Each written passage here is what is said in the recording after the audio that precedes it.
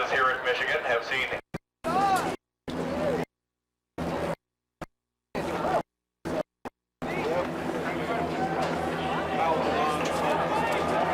mentioning Juan Montoya. And the field begins to roll behind the beautiful PPG pace cars. Speedway. Here's your starting lineup. Paul Tracy on the pole in his cool sponsored number 3. Row number 4 is made up of Juan Montoya, the Colombian, in the Target Chip Ganassi Toyota. And fastest qualifying rookie here for the Michigan 500, Alex Tagliani. The man from Canada is a player's index for it. He will start outside of row 4. Patrick Carpentier will start inside of row 5. And outside will be the man who makes his home down near Columbus, Ohio now, Kenny Brack. That's Kenny Brack outside of row number 5. Max Pappas, the slipstream in traffic. Christian acceleration coming through turn 3. Now turn 4. Front of the field aligned well. Coming down here for the start. Jim Swintel gives him the green flag. We are underway here at Michigan.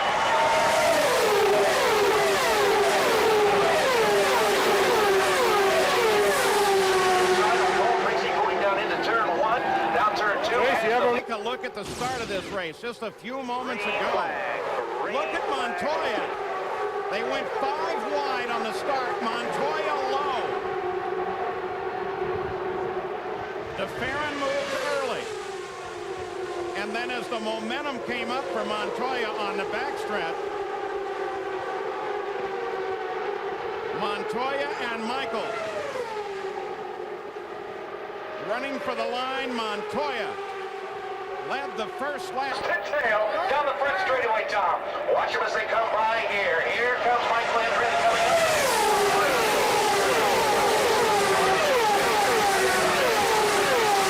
Montoya sticks the nose to the car in turn 2 and moves ahead by 2 car lengths down the back straightaway. Moving back there into that 3rd position. That is Gilles DeFerrin as they hammer it down.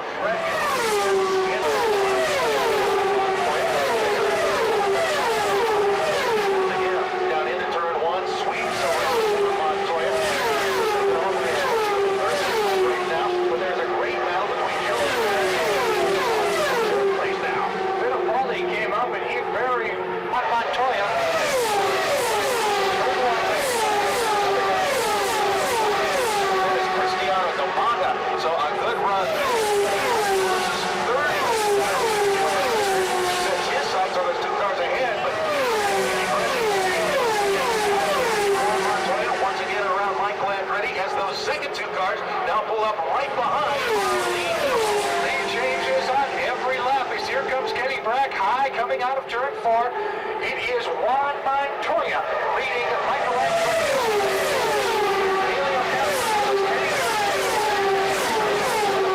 I think you've seen some good drives today. We're going to show you some driving. We're at Michigan Speedway for the 20th running of the Michigan 500. It started just a few moments ago. 16 laps complete. I'm Paul Page with Parker Johnstone. Jan Beekes and Gary Gerald are in the pits in these 16 laps. Around the course, so unofficial counts, there have been 32 lead changes already, though it's been pretty stable at the line. There are the current standings. Juan Montoya is officially in the lead of the race, but he battles with Michael Andretti, who just got past him. But lap after lap, Montoya has been able to get back around Michael at the line. Michael was scored as the leader of lap number 17. We're on the 18th lap now. All the way through the field, the action has been fast and furious. You can see Christian Fittipaldi trying to move up behind Kenny Brack there. These guys in this draft are approaching speeds of 250 miles an hour down this back straightaway. Watch how they use the draft to their advantage. There goes Michael Andretti on the high side of Juan Montoya. We're seeing these changes all the way back through the pack. Montoya, this year's Indianapolis 500 champion, just behind him, last year's Indy 500 champion, Kenny Brack. Montoya goes to the inside of Michael Andretti. And once again, Montoya grabs the lead back. Kenny Brack now looks at an opportunity to go down low on Michael Andretti. Gilles DeFerrin moves in on the high side. Helio Castroneves is there. Helio Castroneves now sits in fourth, not DeFerrin. And Christian Fittipaldi's behind him. Paul Tracy broke the track record and started on the pole. He is now 14th in just 18 laps. There's Tracy. But Parker Johnstone, the trick here is to keep the car alive for 500 miles. 7.9. Is the car okay? That's Paul's engineer. Paul Tracy talking to his engineer, Tony Sekeli. They're already getting ready for the first round of pit stops. We won't see that for another 15 to 18 laps, but they want to know what sort of changes they're going to make. But as you said, the strategy of the past was to get the car perfectly balanced over 450 miles to sprint that last 50. The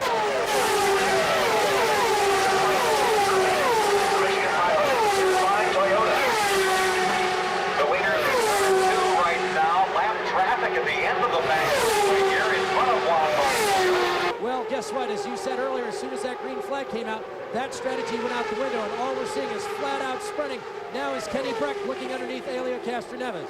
Helio Castroneves high, Kenny Breck low. The leader, Montoya, left side of the screen. Breck can't get Castroneves there. Michael Andretti has fallen back to 6th just in the last 2 laps. Cristiano D'Amata has moved up. Now 5th. Montoya, Castroneves, Breck, 1, 2, 3. Back to live coverage. Helio Castroneves has just taken the lead away from Montoya. Kenny Breck is 3rd, Fittipaldi 4th. Montoya sits back in 2nd. He's been battling hard with everybody, Jan Bikas. Yes, he has, Paul, and he has a disadvantage right from the start. He cannot communicate with the pits. They found this out when they strapped him in the car a few moments ago, and they realized that the radio would not transmit from Montoya to the pits, although he can hear the pits. And as you know, in a 500-mile race, one of the tricks is to say what your car is doing and adjust it at each pit stop. He will not be able to do so. It's a huge problem for the driver, as Jan said. As they get prepared to come into the pits, the driver will be telling them if he wants a wing change, if he wants a tire pressure or stagger change in the tires. He can't do that. They still have a pit board, but if they've got the radio communications, that's only a backup device for the crew to communicate to the driver. Juan Montoya is going to have to do all the gesturing, all the talking once the car comes to a complete stop in the pit box sometime in the next 10 to 13 laps. Already the front of the field has begun to encounter some of the slower cars. Luis Garcia Jr. that the leaders just went around. Castroneves, Montoya, 1-2. Cristiano D'Amata is sitting 4th now. We mentioned him a moment ago as he ran down the backstretch. He came off of a very good showing a week ago at Toronto where he led in the early going. He's fully capable of winning here today. The leaders work around Shinji Nakano. You heard one of the spotters' voices saying clear. They're an extra set of eyes for the drivers, letting them know if there's anyone behind, above, or below them. We like that gear. We like that gear. We like the mileage. Looking good. Here's a surprise. That's Roberto Moreno that the leaders just overhauled. Moreno, the points leader, by 2 points over Michael Andretti coming into this race. Jan Bikas. In regards to Roberto Moreno, his car has gone loose. That's why he's dropping back. So he does have radio communications. He's called the pits, but once you lose a lap, you're in big trouble. On the inside, now Castroneves taking it high in turn 4. Nose to nose. The front straightaway.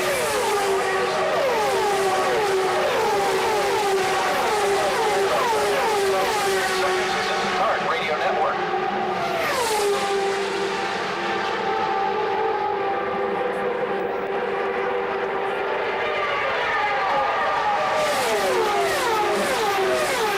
Leaders in turn 3 as we now are coming up on 28 laps of 250 complete. The leader is Helio Castroneves. Right behind him is Juan Montoya. Then you separate back to Kenny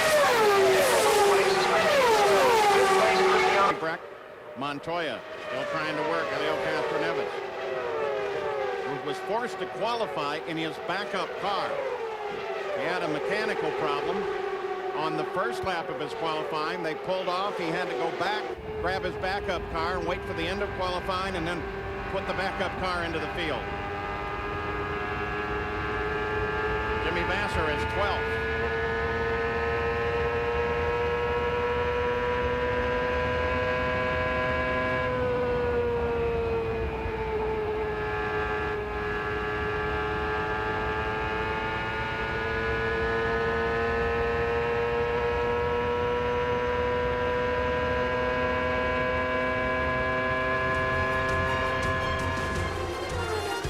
just beginning the 31st lap of the Michigan 500 after 29. Here was the running order. Honda, Toyota, and then 2 Fords. We've got the Apex car coming into the pits. That is Shinji Nakano. And now we see here comes Juan Montoya into the pits. We'll watch as Juan Montoya gets it down to the pits. So slow is that 200 miles an hour. His car comes to the attention. Here he comes. Larry Henry is there. Getting set to go. Hits the marks. Goes up in the air, pulling the tires up.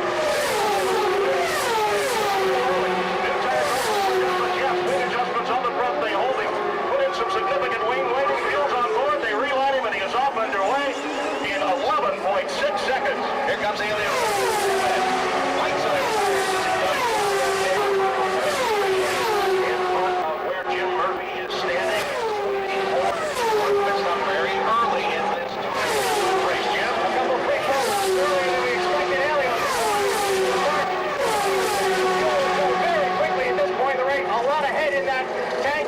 They're going to go ahead, watch him, get him off the jacks, continue fueling. He flips the engine, you hear it, he's going. The race cars getting ready.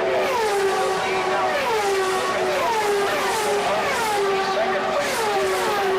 We are still nearly 30 miles completed a 250-lap race. We watch as Kenny Brack rolls in front of that shell. Everything looks to be very ready at this point, and he is away very, very quickly. Kenny Brack is underway. We watch as others make their pit stops. Mauricio Guzman. Also, here comes Dario Franchitti, who got off to a good start. Let's go down to Larry Henry. Dario Franchitti, who started on the second row. The green team goes to work. They're off the tires going up. They do put a couple of turns of wing in the front. Waiting for the fuel. It's finally in. They wave him back in the way. Dario Franchitti out. Cristiano D'Amato also. Trying to get into his pit as he comes on down, and here it comes. Paul Tracy makes his pit stop. There's our full center and track record holder. Paul Tracy is in for service here. Is the crew going to work? Tires are on. Adjustment. 2 turns on the front wing. They climb the over. He is back underway. Down to Jim Murphy. 12.9 seconds. Routine service for Silver Fireworks. Ready station for the quality down here. In just a moment, Cristiano D'Amato also out very cleanly. His first pit stop. Here comes Michael Andretti. He'll be down onto the mark, slides it in nice and slow, nice and easy.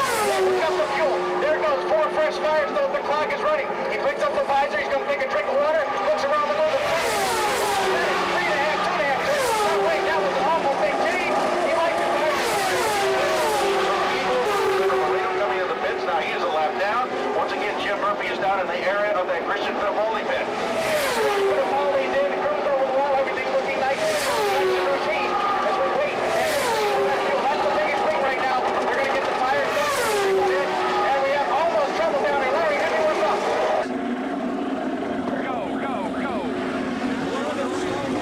He's right in front of Jimmy Vasser. Oh, it's close as they go down side by side. Yeah, but Vasser may have missed his pit. he did, Gary. Jimmy Vasser pulled up, almost tried to parallel park in the pits, and then decided he had to go around. We remain under green flag racing. Adrian Fernandez is the current leader. Here's Jimmy Vasser.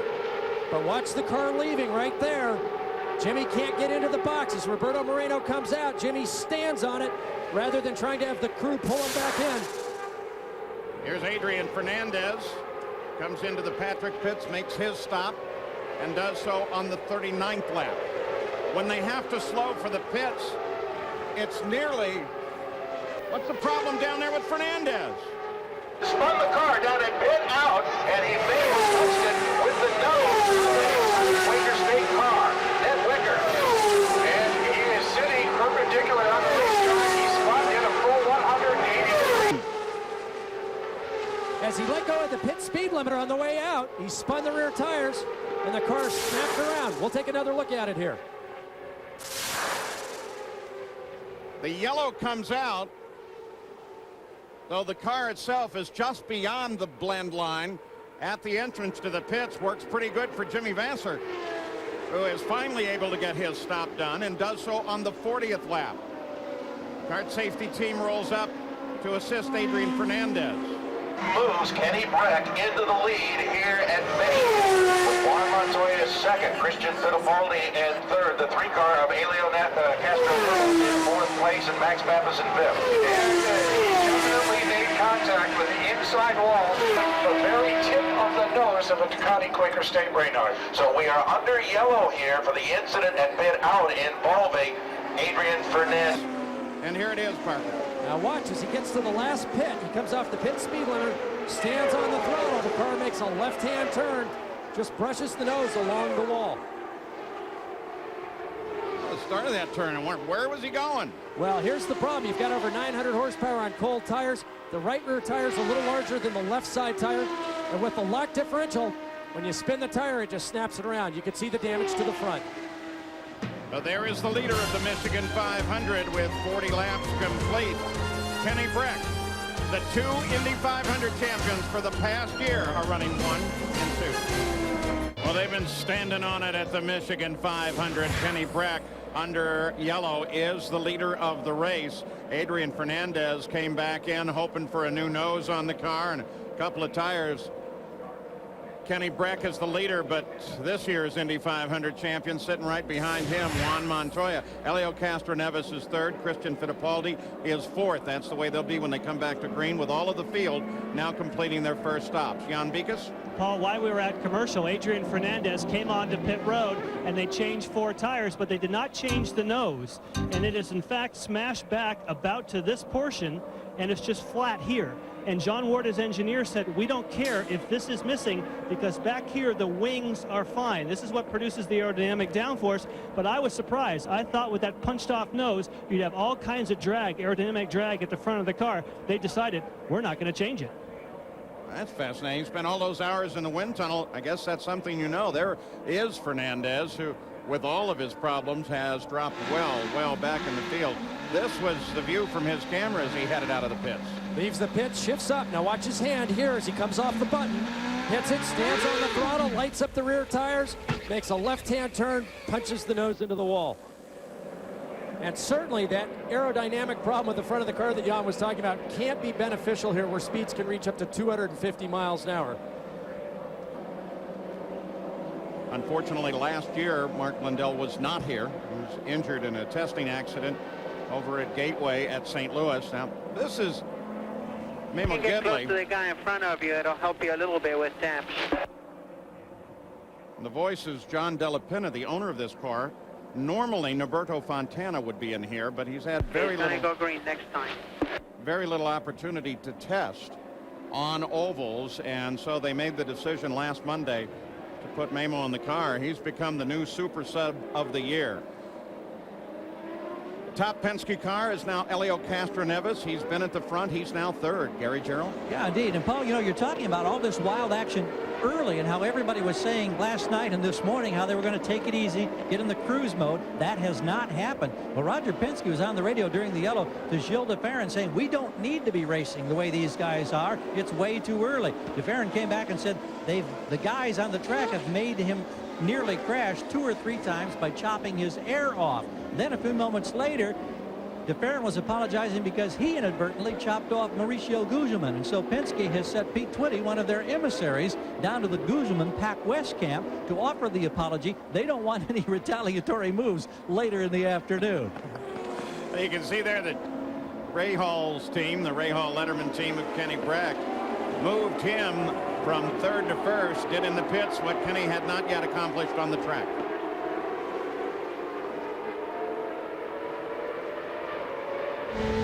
Green flag comes out again on board the nose of Max Pappas.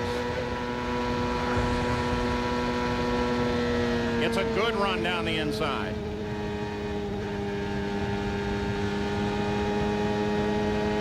He's going to get caught up behind Gidley as he comes off there. Christian Fittipaldi comes just inside of Max Pappas. It's a battle for fourth. Now you're on board with Cristiano D'Amata. He's back behind Fittipaldi.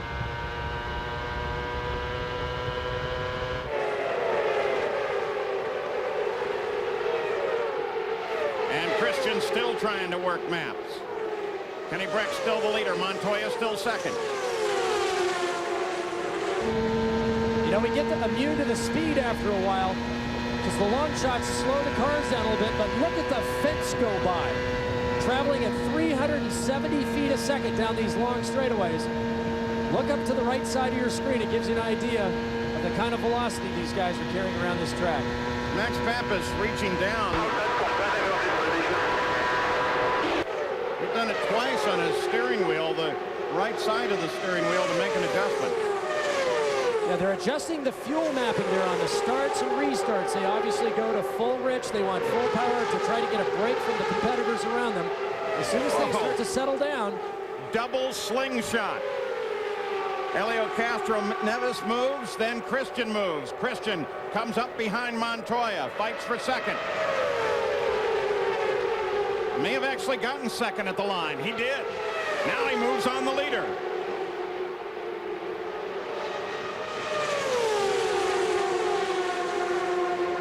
But he really cannot yet contest Kenny Brack.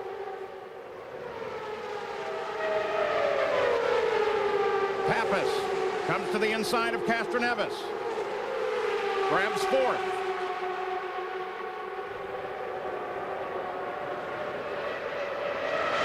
And now look at Christian in the draft. Top speed increases up to 10, sometimes 15 miles an hour. Montoya now looking on the high side, but didn't get a good enough run on Kenny Brack.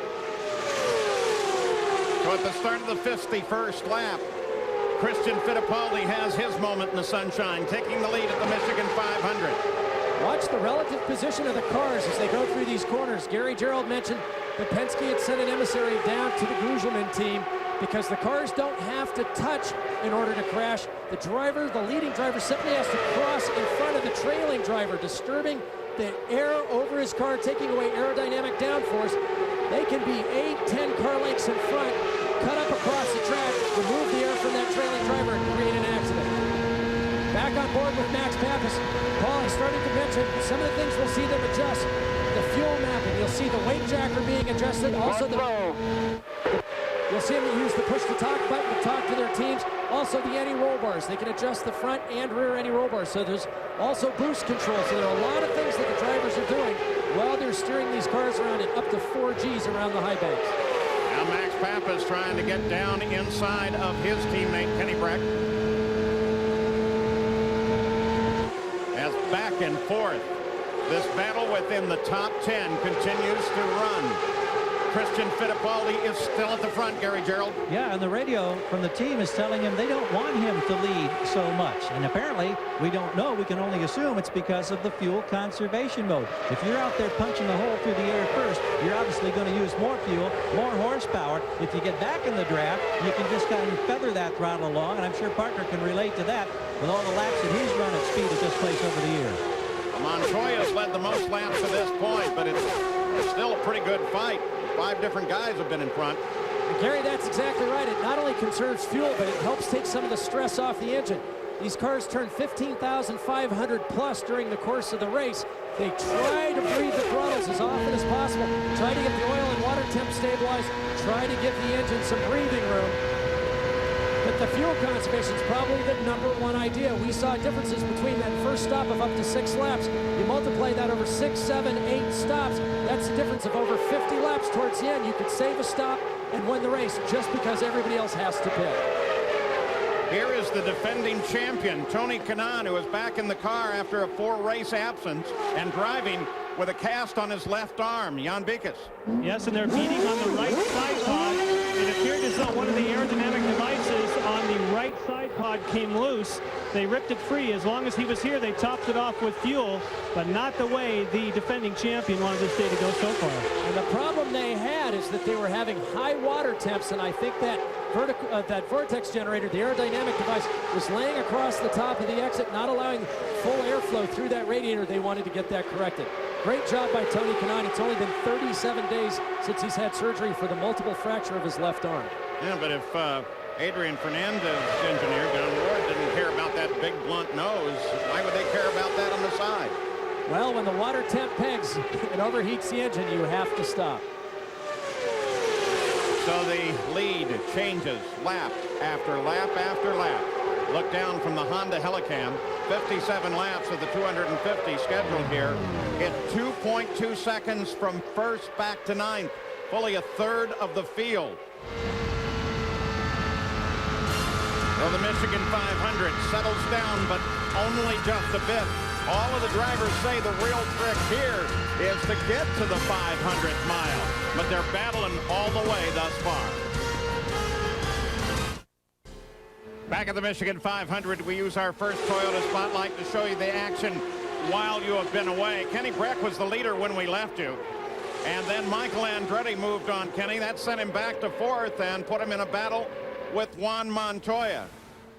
And Elio Castroneves was able to come up and do battle, take the lead for a lap, and then Michael Andretti went back to the front of the field, and this is the battle behind Andretti. Michigan 500 thus far has had 50 unofficial lead changes. That means lead changes all around the track. Officially, they only count them at the start-finish line. Michael Andretti is now the leader. Juan Montoya was up sitting there in second place with Elio Castroneves working on him.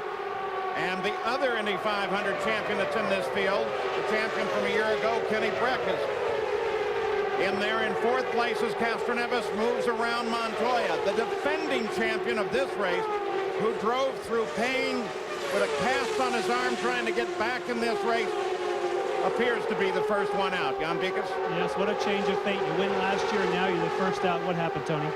Well, we had some temperature problems, and you know, the water temperature started to get too high, and we didn't want to risk anything. You know, we were just could make a lot more mass, and I could hurt myself and hurt the car, and it's great to be back. I was having a lot of fun. The car was really good. And I would like to say thanks to Dr. Ovi and Trammell, who took care and put me back in the car that quick, and guys, we're back.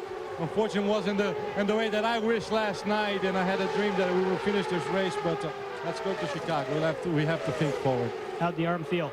Great. The arm is much better than my car right now. Thanks, Tony. Thank you. Only 37 days since that injury. The arm feels great. Nothing like being a 25-year-old superhero to come back from multiple fractures in only 37 days. There is Christian making his move down low. Montoya tries to make it as they all come around Shinji Nakano.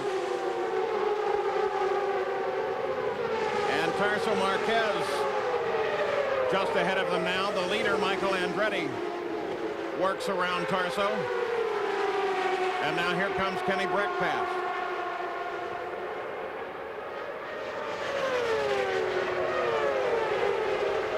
We're expecting pit stops here in the next few laps. And it's a matter of there fact, they are. Elio Castroneves comes out of that battle at the front and heads down for some Penske service. Gary Gerald? We understand no changes for Castroneves. You can't help but wonder, since he's been the first in the sequence both times, obviously not getting the mileage some of the other contenders are. We'll watch them perform what we expect to be routine service, fresh tires, and 35 gallons of methanol.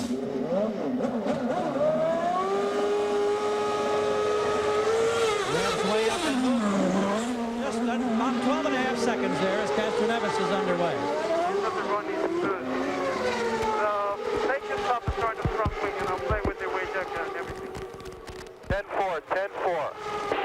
You were listening to Elio Half a Castro. turn or a whole turn? See, Montoya has... Top down. Half. Ready? Get set. Go, go, go. You're clear, clear, clear. Montoya's radio's not working up to snuff. They're capable of using it when they're close in, but he's backing it up with hand signals to his team to let him know what's happening. Kenny Breck comes in, Jan. Yes, he does. Again, they expect to make no changes on the car. The fuel goes in pretty quickly these first few pit stops of the day. Slight delay on the left front, but not bad. Now the fuel's in. 13.4. They lost a second or two, but that's not the end of the world. Mauricio Guzman was 12th when he came in, Gary. Yeah, we're watching the service now for Castroneves' teammate Gilles DeFerrin. Kenny Breck flashes by. DeFerrin is rolling in 12.3 seconds. Next time by, Michael Andretti will be in. Let's go to Jan. Max Pappas is in. Now we got to give it a half turn of wing here. Reset your fuel. They're going to give him some additional front wing, and they have to reset the fuel at every pit stop. All right, this is a good one. 11.9, so about 2 seconds quicker than his teammate on that stop. Yeah, that was a good one. Rest of the field continues to come in. Here come the Newman Haas cars. Christian Fittipaldi and Michael Andretti. And here comes Cristiano D'Amata as well.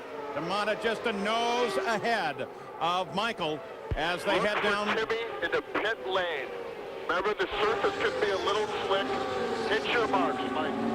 The surface changes. The surface changes there from asphalt to concrete as they dive in at the last moment. They have to back Michael up. They've got a problem. They lost about 3 seconds as he went too far, and they had to engage the fuel hose. So this will more than likely be a longer stop. Just hold it. D'Amata goes by. Watch Timmy. Tracy goes by.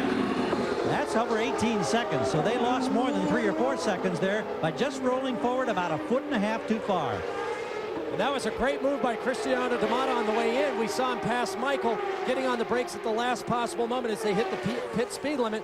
You could see that differential and how much that cost Michael Andretti. But Cristiano D'Amata got almost a half a lap advantage coming out of the pits. And remember, at racing speeds, you're slowing nearly 100. During your brakes, you'll have an open box to get into your pit. Slowing 180 miles an hour to get down to the pit speed limit of 50 miles an hour. Hit your mark.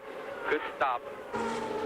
John Tzanikis, known as TZ, calling on the radio, and Christian is perfect on the marks. No problem about getting too far on this stop. You get too far and the fuel hose simply won't extend to that critical coupling point. Go, go, go. That's a nice stop. 11.5 seconds for Fittipaldi.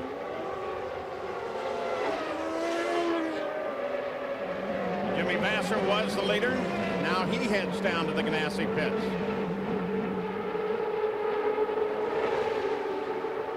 This too should be routine service. 81st lap for Vasser.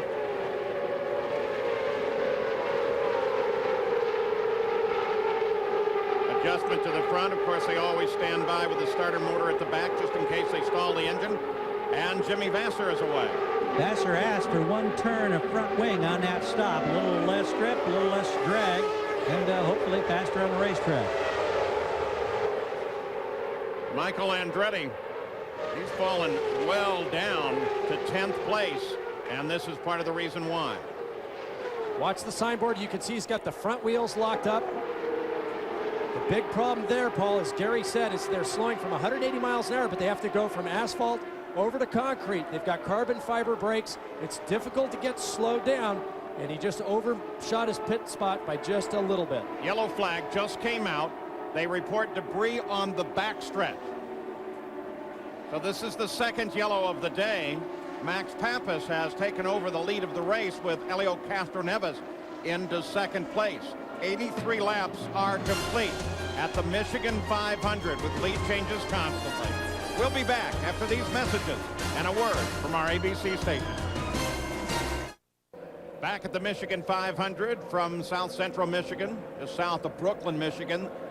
The 20th running of the Michigan 500. I'm Paul Page, Parker Johnstone, Jan Beekes, and Gary Gerald are in the pits. Our second caution flag of the day. They found 2 2-inch long bolts over on the backstretch. That could wreak havoc with the tires. Well, it certainly could. And these cars are so fragile that it could easily go through the radiators or up through the under tray and create a very large incident on the track. The pace picks up as Max Pappas leads the field back to the green flag. Castroneves battles with Kenny Breck for second place. Christian Fittipaldi makes his move on Montoya and slots into fourth. But Max Pappas is leading this run at the Michigan 500. Breck moves inside of Castroneves.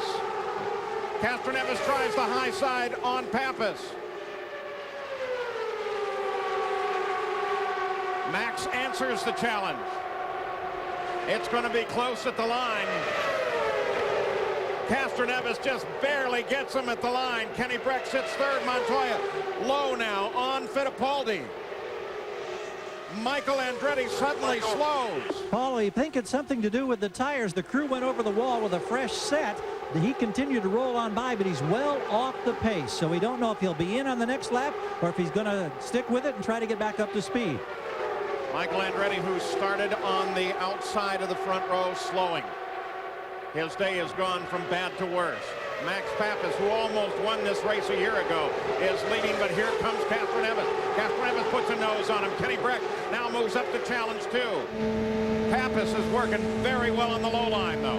Max Pappas has some unfinished business here. He was the dominant force 1 year ago, leading 143 laps, running out of fuel within sight of the checkered flag. Max Pappas said his car was perfect after yesterday's warm-up, and he is determined to get back what was taken from his fingertips last year.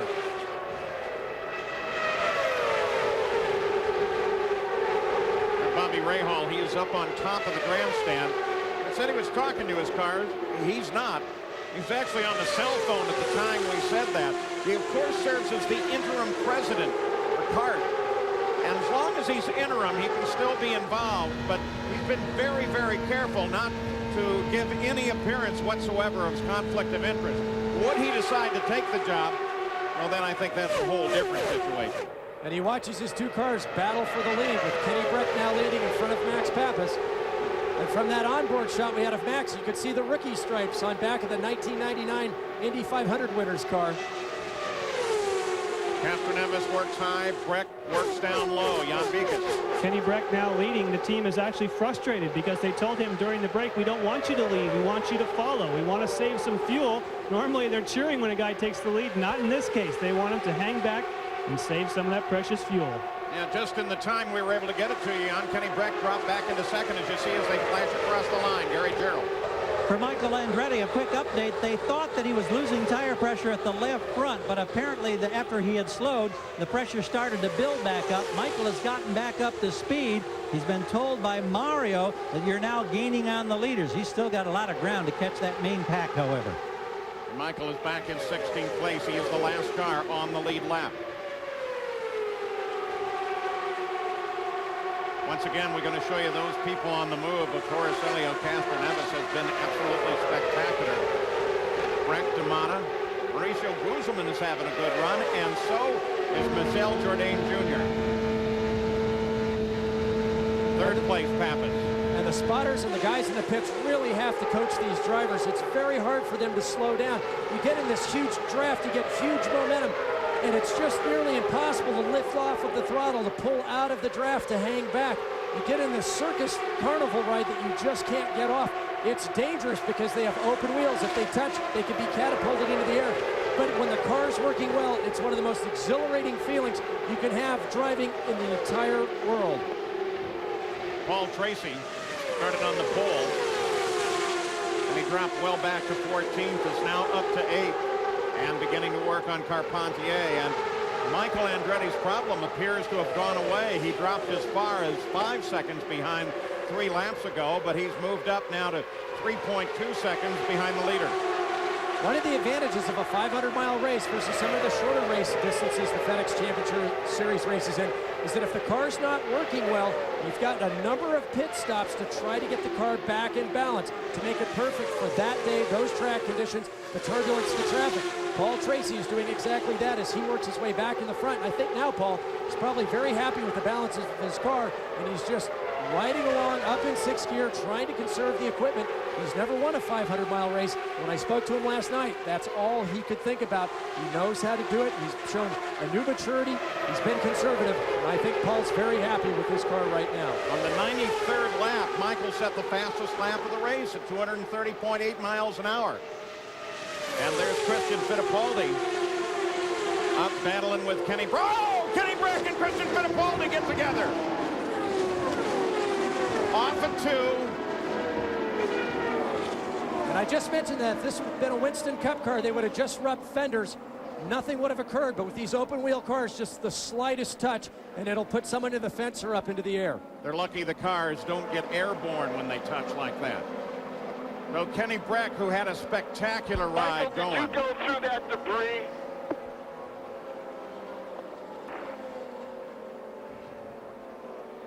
To make sure Kenny's okay. In fact, the safety teams have now asked the drivers, give us a wave or something. Here it is, Parker. Coming off of turn 2, Kenny's almost up against the wall.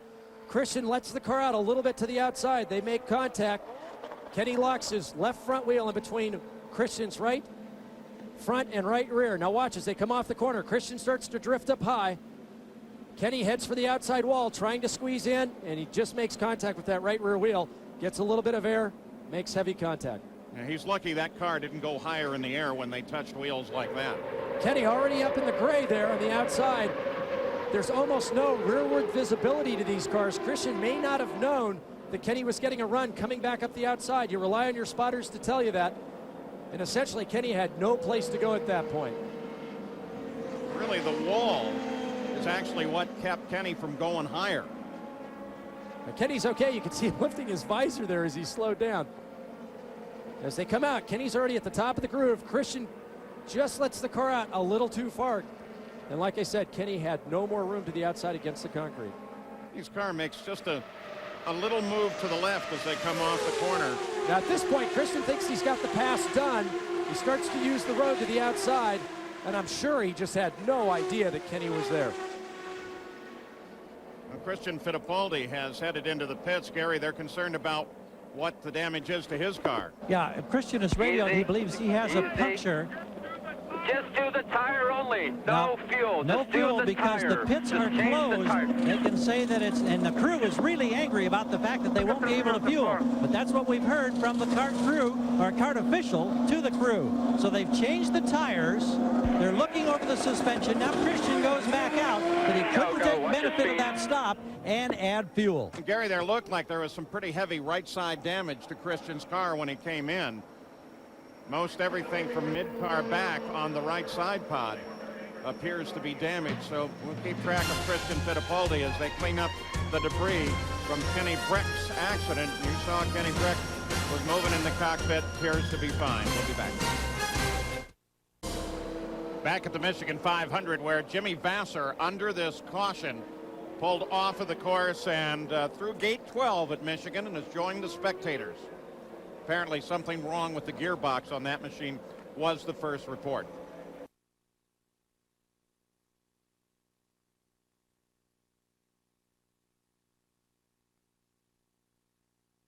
As Gail Truis picks up the speed on the pace car and starts to leave the field behind, it will be Juan Montoya that'll bring the field back. When Max Pappas brought the field back out of the last caution, he really slowed the field down so much that they were actually saying, come on, pick it up, pick it up, pick it up. Adrian Fernandez got his lap back, now runs in 8th place. There are 16 on the leader lap. Pace comes up for Montoya. Green. D'Amata looks slow. A look way down. Max Pappas takes it all the way down below the line, while at the same time Tracy comes around the outside. The spotter stand for the drivers is located about 100 feet away from our booth, and as they did that, I saw numerous hands go up there. They were covering their eyes, watching them go down into turn 1. Paul Tracy, who started on the pole, then fell back to 14, now works his way up in the front. Catherine Evis is at the front of the field. Tracy, then Pappas. Tracy moves on the leader. Paul Tracy, who has never won a 500-miler, finished 3rd here last year, on the podium last week at Toronto. Established a new track record in qualifying, besting Jimmy Vasser's effort from 1996 at 234.9 miles an hour.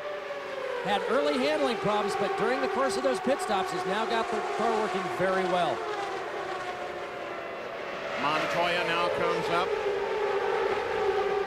around D'Amata into 4th. Nakano has reported a problem. He's been dropping further and further back. But I don't like that too much. Just drop back when you can. Barry Green talking to Paul Tracy. I was about to say this is a cat and mouse game. Do you really want to lead? I think now the drivers are just seeing how their cars are out front in the lead in clean air. The smart thing to do is to fall back just a little bit, maintain contact with the leader, but use the draft to help carry you around, breathe the engine, get mileage, and wait till the last half of this race to sprint to the end. Gilda Farron, who made a good move at the start and was up running with the leaders, is now back in 7th, Gary. Yeah, and Paul, we had a report, and right now we're watching on pit road. Shuji Nakano has come to a stop directly in front of the last pit box. and kart officials have run out there to check on him.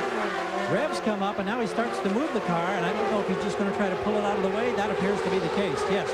Now, as for DeFerrin, on that incident involving Kenny Brack and Christian Fittipaldi, we saw all that debris flying in the air. One of the chunks came down and actually hit DeFerrin, apparently on the left hand. He says it is hurting him considerably, but he is continuing to try to tough it out now that we're back under green. But Gary, have they had a chance, the team had a chance to look at what the nature of that injury might be, or has DeFerrin been able to report on it beyond an impact? Only heard that it had something to do possibly with the index finger on his left hand, and he's just trying to hang on. Meanwhile, concern over Christian Fittipaldi's car that stays on the track. Because he had to pit when the pits were closed, he goes to the back of the field for that last restart, and there was some concern about damage to the right side pod, but apparently it's not impacting the performance of the car at this point. Christian Fittipaldi in 16th, but that's only 4.5 seconds back from the leader, Helio Castroneves. This is 4th place, Cristiano Damata. And it's interesting now, we've got two wounded cars with Adrian Fernandez and Christian Fittipaldi, with cars that are obviously producing a lot more drag, aren't as aerodynamically efficient as they should be. These teams spend lots of money, lots of time in the wind tunnel, especially for Michigan, getting the cars as clean as they possibly can, and yet it doesn't seem to impact the performance when you've got this huge draft carrying you down the back straightaway. It speeds up to 250 miles an hour. Jan Beek's Paul Tracy came up to the front, did battle with the leaders for a bit, and now he's dropped back into 6th place. Yes, in fact, I asked about the handling of the car. Did they have it fixed? And Barry Green told me that's why Paul Tracy wanted to lead, because his car is fine when he's on his own, but he's having problems with the handling as soon as he's in a turbulent airstream. Well, now Tracy and Michael Andretti side by side. Tracy low, Michael high. That's what we mentioned a little earlier, is these drivers are starting to test their cars, not only in traffic, but on the point for the conclusion of the race, so that they know when it comes to the last few laps, they can get out of the front, get out of the draft, and lead the race. Here's how the engines are faring. An interesting battle there. It's a Honda out front, a Toyota in second, a Ford in third.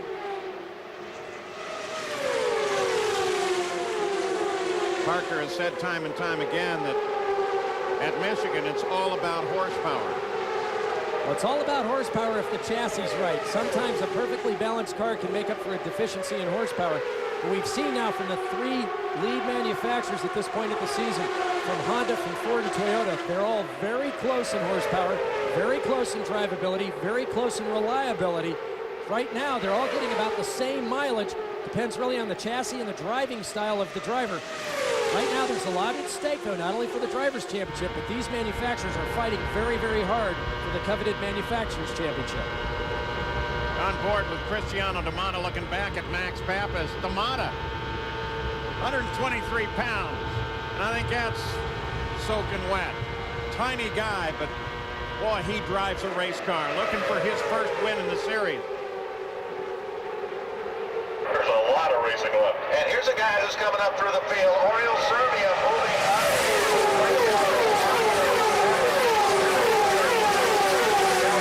PBI team. And it looked like the bottom was going to challenge Montoya through two, coming down onto the back straight. As the bottom has a good run coming, inching, but he and Montoya are pulling up on Helio Castroneves. Michael Andretti pulls to the inside of Max Pappas in the battle for fourth. And it is still Helio Castroneves, Juan Montoya, Cristiano Damata running in the third spot, Max Pappas, Michael Andretti.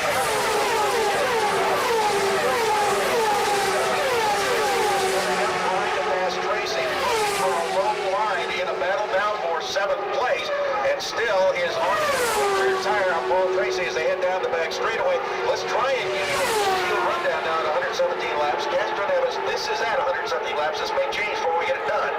It is Castroneves, Montoya, Damata, Pappas, Andretti top 5. Carpante, Tracy, Servia, Franchitti, and Tagliani top 10. Then DeFerrin, Fittipaldi, Lundell,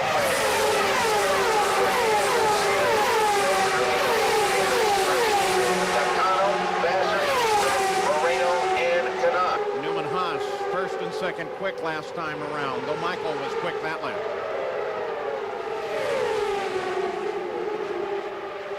Michael is now up working on Cristiano Damata.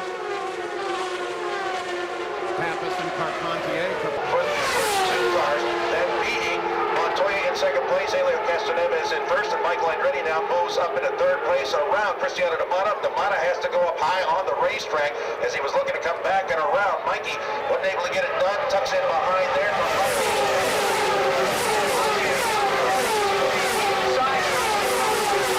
Cristiano D'Amata is going to get around D'Amata, but he is not going to get around Michael Andretti. Meanwhile, Helio Castroneves takes the lead. It is Juan Montoya right on his tail, but look at his team charging Michael Andretti. Coming up on the 120th lap complete, we've got Helio Castroneves in the lead over Juan Montoya. This is the Michigan 500 presented by Toyota. One driver on the move.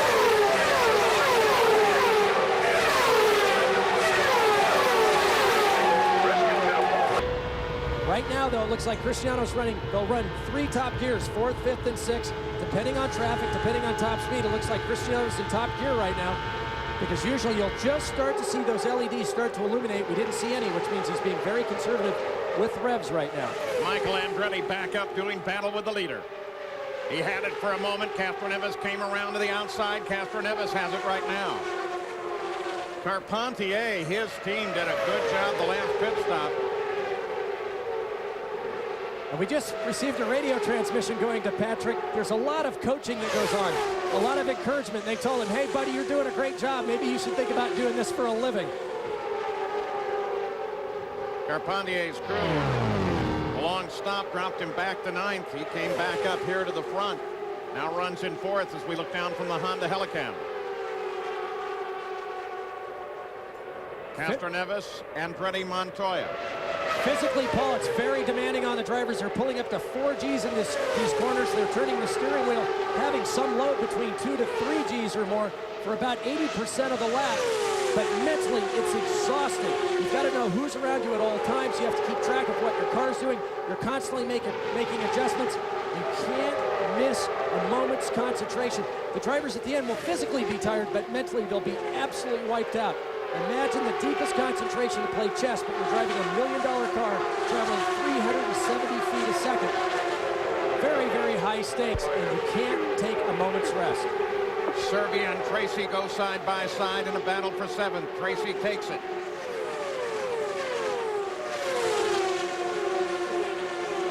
Average speed now at 174.7 miles an hour. They set a blistering pace early on, nearly 20 miles an hour faster, but the cautions have cost them. The race record is owned by Al Unser Jr. 1990 at 189 miles an hour. Oh, Michael right up there. Almost touches the left rear of Castroneves as Michael goes for the lead again.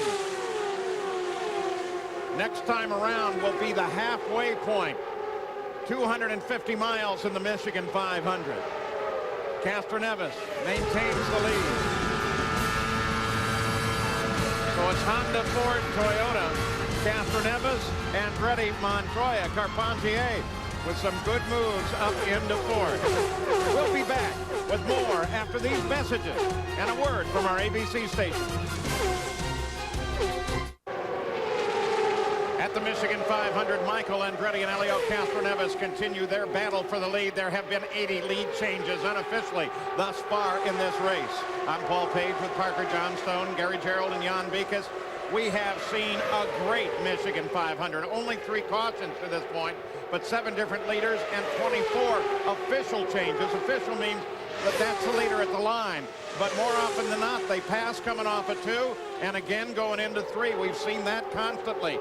Out of the race thus far, Jimmy Vasser pulled over. Roberto Moreno, they told him to park it. Side by side. We say it, it's true. 3 4/3 onto the front side. Once again, Michael noses in front, comes past, completes 132 laps as the leader, but Helio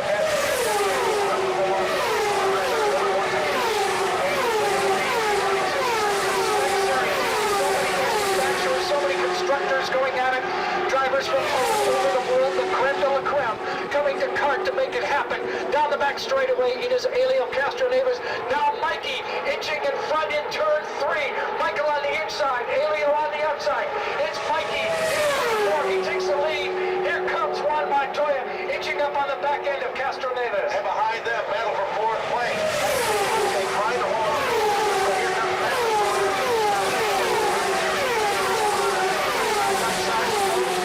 we've got Helio Castro Neves in the lead. You got second place there with the Andretti car.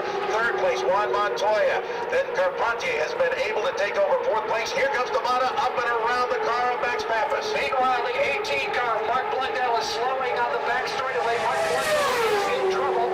Here comes the leaders outside of turn number 4. And I think a car that is slowing down there we see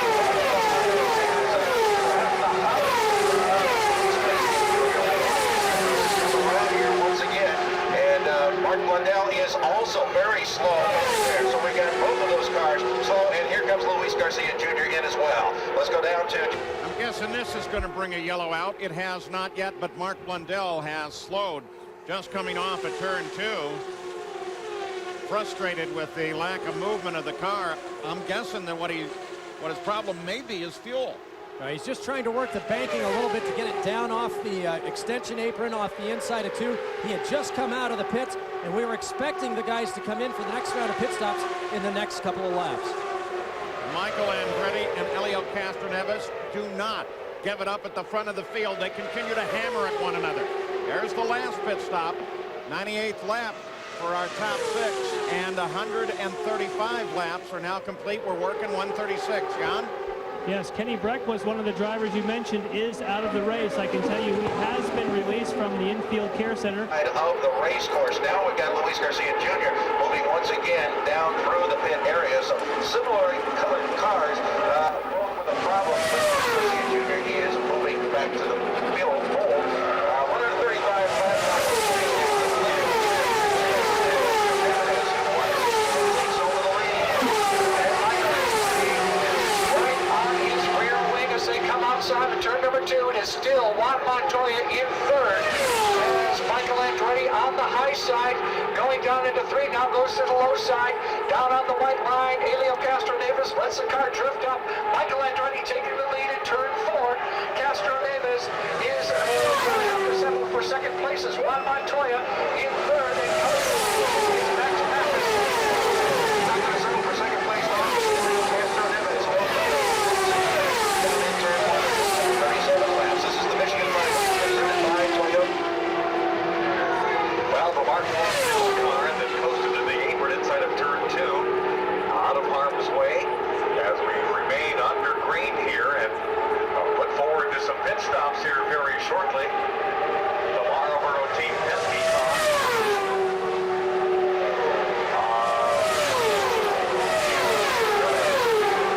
As enters turn number 4.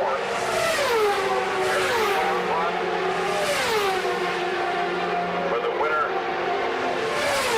Detroit. Andretti scored as the leader this last time by. Scheduled pit stops here as Helio Castro Neves comes into the pits. His teammate Gilles de Ferran on the apron in 3 and 4. Gilles de Ferran. Good pit stop. He in and out of the pits in about 12 seconds, so Castro Neves rejoins the Gilles de Ferran possibly have run out of fuel here. 130 laps into the Michigan 500. Now, Michael 140 laps out of the course in one of the largest leads of the day, 7/10 of a second. 6 car lengths out there right now. Got down the back straightaway. Back to third is Max Pappas, and on the inside of Pappas, looks like Christian Fittipaldi is really on the move. Christian Fittipaldi with a little bit of damage on that right side pod. Doesn't seem to bother him running at 220 plus miles per hour. His team is towards his pit stop for the new Madonna Stadium. Michael Andretti at 50 miles an hour in the big Mexico Hamilton car. Just now coming to a stop in his pit, down towards the turn 1 end of pit road. Juan Montoya, the leader. He's still out on his race course with a 1.5-second advantage over Fittipaldi. And now Montoya brings his target chip. Going to have to pay attention to him. Michael Andrews is down on the way. Christian Romano, Max Pappas, Oriol Servia, as well as Paul Tracy. All of these cars running in the top 10, making their stops. Well, they changed the tires. Adjustments a half a turn out of the front left wing. Fuel in, back underway for Max Pappas. Max Pappas back underway. We also see the car of Paul Tracy, and we've got Jim Murphy down in the pits. Trouble for the crew of Cristiano D'Amata. He tried to go forward. It was the fuel, I believe. Extra time. Look at this. D'Amata, who was running so well, is suddenly climbing out of the car as they hose it down. Gary. Just arriving from the Newman Hospital, or the target pit where Montoya made his stop, and they're scrambling to get Cristiano out of there. A lot of water dumped around the cockpit, so something was hot for a moment. Everything is all right with the crew. Also, Fernandez now moves back to the top as we are going to watch Adrian Fernandez come down pit road now. Of course, he had an incident on pit road early in this race. He has worked his way back up. Watch now. Patrick Jim McGee, the general manager of that team. Here they go with Adrian stops on the marks. And let's go right down to Jim Murphy. The man who went down to Cristiano D'Amata's pits is Chris Machado. He's the pure. At this point that he's back up, he's over the wall. He's going to get some attention here. What a scary, scary moment down here for the PBI Pioneer team. And unfortunately, of course, that the pits incident there is going to take out of the way. After some struggle with the steering wheel, they got him out of the car. Adrian Fernandez picked up the lead of the race, just stopped, and is now coming back up to speed. So on that round to stop some confusion up and down the pit road. The amazing thing is that, to me at least, is that Christian Fittipaldi still stood in 6th after that contact that took Kenny Breck out of the race, and despite the fact that Fittipaldi has some pretty severe damage on the right side of the race car. The lead changes. Record, of course, 63-31 today after 29 last year. Michigan always gives us a good race. Those are official at-the-line lead changes. Andretti, Montoya, Castroneves, Pappas, the top 4. And they're all right together. So is Michael Andretti going to look for a third win at the Michigan 500? It is possible today. The engine battle is still Ford, Honda, and Toyota. It's an attrition race. Even if you're a lap or 2 down, you can still gather some points at the end of the day. So it's very important for them to get this car back.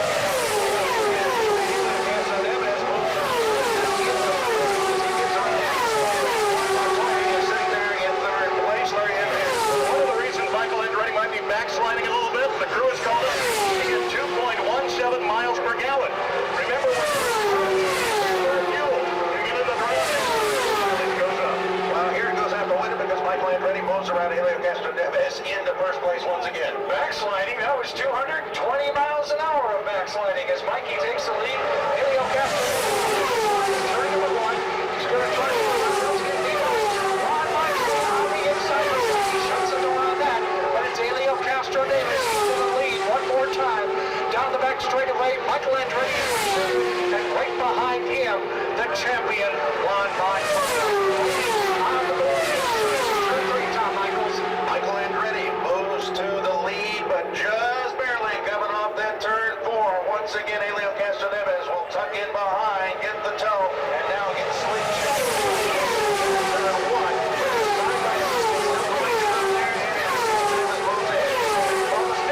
Just come off the number 2 Marlboro. And, well, you can say what that means. Gilles LaFerrin on his way out. His day is unfortunately over. And now Michael Andretti goes back to the lead. Down the back straightaway, Ned Wicker. It has been a wild one here through the first 100 and now coming up on 150 laps. In one more turn.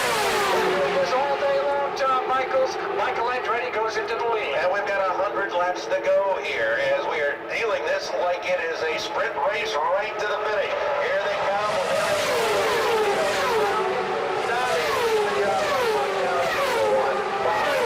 miles an hour.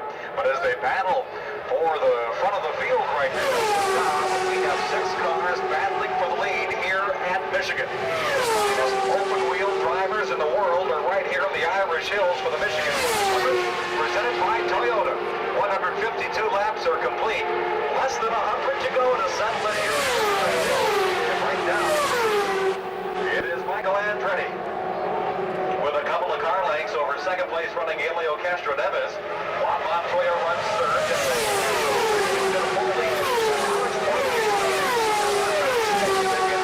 Just about going to a great big blanket as they cross the stripe last time. And now a side-by-side battle. Fifth position. That's Christian Fittipaldi on the inside. Max Pappas back to the 6th.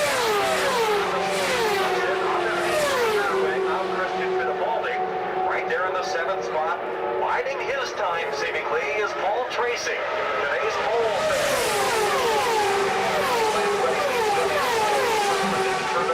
Three wide there briefly. Here comes Patrick Carpentier. Outside. Carpentier with a daring move there, high on the lead. And for the first time today, that's Alex Tagliani that wants the lead. Tagliani wants the lead here. Turn number 3. Great lap this time. Good job of drafting.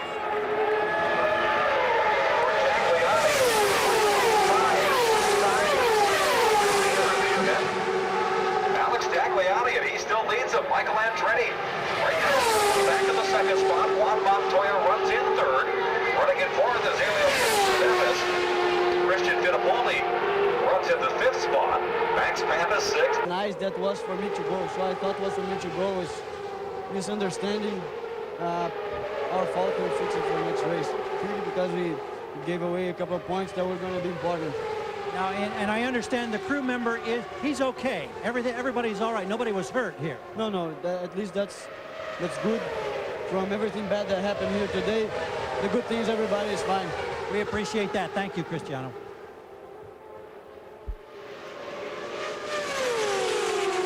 Michel Jourdain Jr., one of the Mercedes-powered cars in the pits.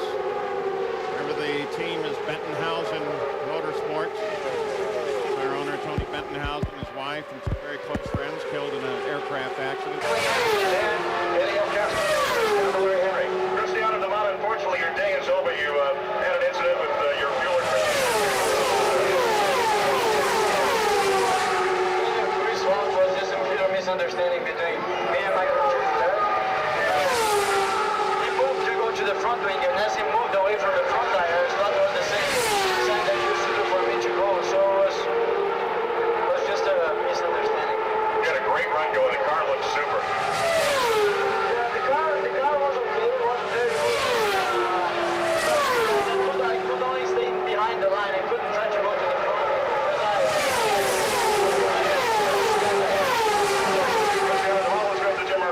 A couple of notes up here. Show the Farron out of the car. We were going to get a word with him. But you probably mentioned he had that finger injured when he caught a piece of debris earlier in the race. He's on his way now to get the first. Guys, I need to go. And they said, well, you only got one choice on a day like today. Problem solved. Joe LaFerrin is on a cart being taken to the medical center. We heard the report that you got hit by debris. What's happened to your index finger here? I think it's broken on the accident where Kenny went off. A piece, I think it was his rear wing, came right in my cockpit and hit my left hand, and it was really sore from then on and there on. And we were trying to brave it, but and you know, Kyle was handling well, and I was just biding my time there. But we got a hit in the front end by Jourdain, and it bent the right front suspension. That was that. How hard was it to drive with the finger in that condition? It was difficult, you know, because the whole hand started to go numb, and I kind of had to start driving only with my right hand. But, you know, got to do what you got to do. Well, the concern then becomes what happens for next week, and I guess you're about to go find out. I'll be all right. All right. He says he'll be all right. We'll take his word for it. Keep in mind, the drivers' heads are pinned, so if they're behind a wreck, there's a lot of debris. They have no ability to duck or to move from side to side. With these kinds of speeds, you can't make an abrupt movement with the steering wheel. I've seen half shafts, gearbox parts, pieces of engines flying, and you just close your eyes and hope that nothing hits you in a vital place. And I'm glad Gilles LaFerrin didn't have any serious injury in his finger. Dario Franchitti now makes his appearance up at the front of the order as he starts to battle with Adrian Fernandez. Franchitti currently 8th, moves down the back step. Had a test with Jaguar at Formula One this week. Yellow comes out. Yellow comes out. We have a player's car off the 4th corner. And Alex Tagliani, who had just picked up the lead, catches the wall off of turn 4 and comes to a stop in the tri-oval. Remember, Tagliani had a chance to win the first race at Homestead, but he passed the pace car. And then at Rio, he had several chances to win, spun on restarts. Leading the race here today, he hits the turn 4 wall. Saw a replay on that. Well, he was coming out of turn number 4, and all of a sudden the back end just got away from him, and he spun up into the wall, and then the car went down the banking onto the grass in front of the main straightaway grandstand. But Tagliani looked like he was through the turn okay, but then all of a sudden the back end came around. And the safety crew was immediately there, taking care of the young man from Quebec I was mentioning. Zimmerman trying to find out if his driver is okay. Tag has not yet answered him. There's what happened, Parker. Oh, did you see Castroneves just missed the back of the car? Wow, not just Castroneves. That looked like Tracy that came through low there. That was very close. As he came off the last corner, Tagliani's car got away from him. The back end stepped out, rotated into the outside wall. Close call by the trailing drivers there. They were trying to radio Tagliani, make sure he was okay. Of course, the accident may in fact have damaged the radio system. That's a safety 2 truck from CART. Dr. Terry Trammell is the one straddling the car. A world-renowned orthopedic surgeon who cares not only for most of these drivers but for many of the athletes.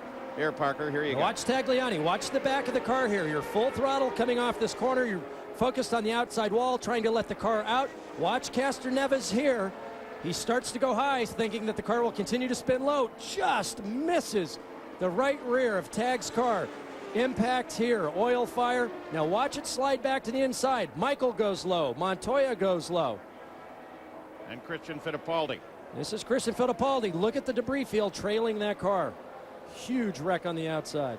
Tagliani climbed out of the car and climbs over the wall. He's obviously okay, Jan, but he was communicating with the crew just before the accident? Yes, he was. In fact, he called in and said, don't change anything on this car. We are fast in all 4 corners. But Parker, as you know, when you're fast in all 4 corners, it means you're on the edge of being loose, maybe too close to that edge. When with the pits are closed, you move back to the very back of the pack. They're going to see if they can hang on now and come in, but they're going to be taking a look at the tires, change all 4 and make sure. Alex Tagliani is out of the race car, sitting on the wall and talking with the safety crew. This means we got Castroneves back at the lead at 163 laps. Michael Andretti, Juan Montoya, Christian Fittipaldi, Paul Tracy, top 5, followed by Pappas, Franchitti, Fernandez, Carpante, and Servia. The leader here at Michigan. This is the Michigan 500 presented by Toyota. Well, there's Helio Castroneves. Scored his first victory this year. Very likable young Brazilian. Like most of the Brazilians racing in the series, they actually call South Florida home. And I tell you, after an accident like that, if you're one of the following drivers, your first reaction is usually to hit the button, the radio push to talk button, and scream. Call us when you're coming into pit lane. Let's go to Gary Gerald. Just got a quick eye contact with Rick Reineman, works the right front for Castroneves. All the crew saw the big screen. They saw how close that was. He put his thumb and his forefinger about 1/4 of an inch apart, and then he tapped on his heart as if to say, how close can you come? Now they spring into action. We've got triple pit action for you here now as the leaders all try to hit their marks. Castroneves on the top, then Michael and Montoya. First, second. Montoya. It's going to be good for Montoya. And keep an eye on Pappas. He had a great stop down here at pit in. 8.6 for Montoya. What a great stop that is. And that gives him some vastly needed track position for when they come back. So with now yet another stop complete, we begin to move toward the final segments of the Michigan 500. Nakano, Vassar, Greg, Moreno, and Tony Kanaan. And necessary, maybe Juan Montoya takes it now. In a 500-mile race, very rarely do you see a guy take a time stop. Well, let's also take a look here at the points, because Roberto Moreno came in with 90 points. He's out. Still under the caution with that 8.9-second pit stop. Juan Montoya is the leader of the race. As we show you the field summary, they already have Alex Tagliani's car on the hook and taking it back to the paddock area. 166 laps are now complete in this 20th running of the Michigan 500, and the race is still very far from being decided. Remember, twice in the history of this race, the race has been decided in the last mile. Well, Montoya has all of those as he leads the field under the caution. We give you the pit summary last time around. And Parker, you're beginning to think ahead now toward the end of the race with 168 laps complete and thinking about what the fuel and pit stop strategy may in fact be as we go to the end of this run. We've been monitoring a lot of communications with the drivers. They're talking about conserving fuel, trying to make it in one more stop. But according to my fuel calculations, they're going to have aerial refueling to go to the end of this in one more stop if it stays green. Here's the Budweiser Hard Charger Award. Luis Garcia Jr., there he is, 71 points over. Cristiano D'Amato is already out of the race.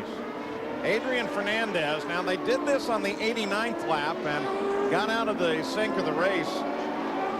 Patrick Racing does this quite a bit, don't they, Gary? Yeah, and they had determined that he would have to get 2.5 miles per gallon the rest of the way to make it on one more stop. Well, they figured, I guess that was too much, so they've topped him off now. He goes back out. Let's go to Jan.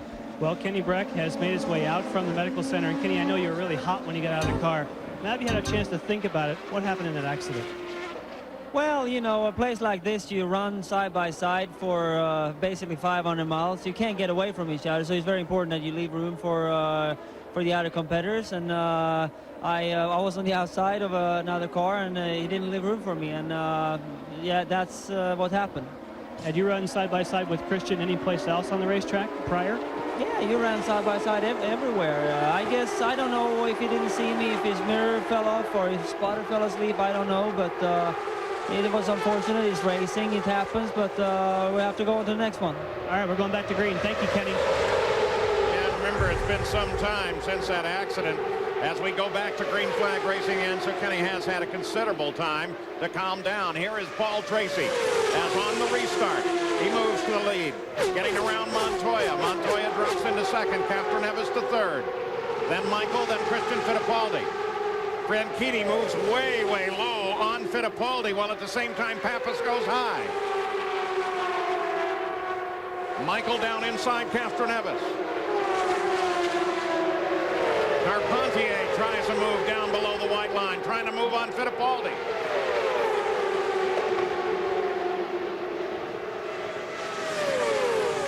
Again, Fittipaldi with a lot of damage on the right side of that car as a result of the contact with Kenny Breck, but it hasn't seemed to slow him down that much at all. Carpentier. And Carpentier takes him. Now Carpentier lines up on Dario Franchitti. Franchitti's teammate Paul Tracy still on point. Castroneves works high. Montoya works low.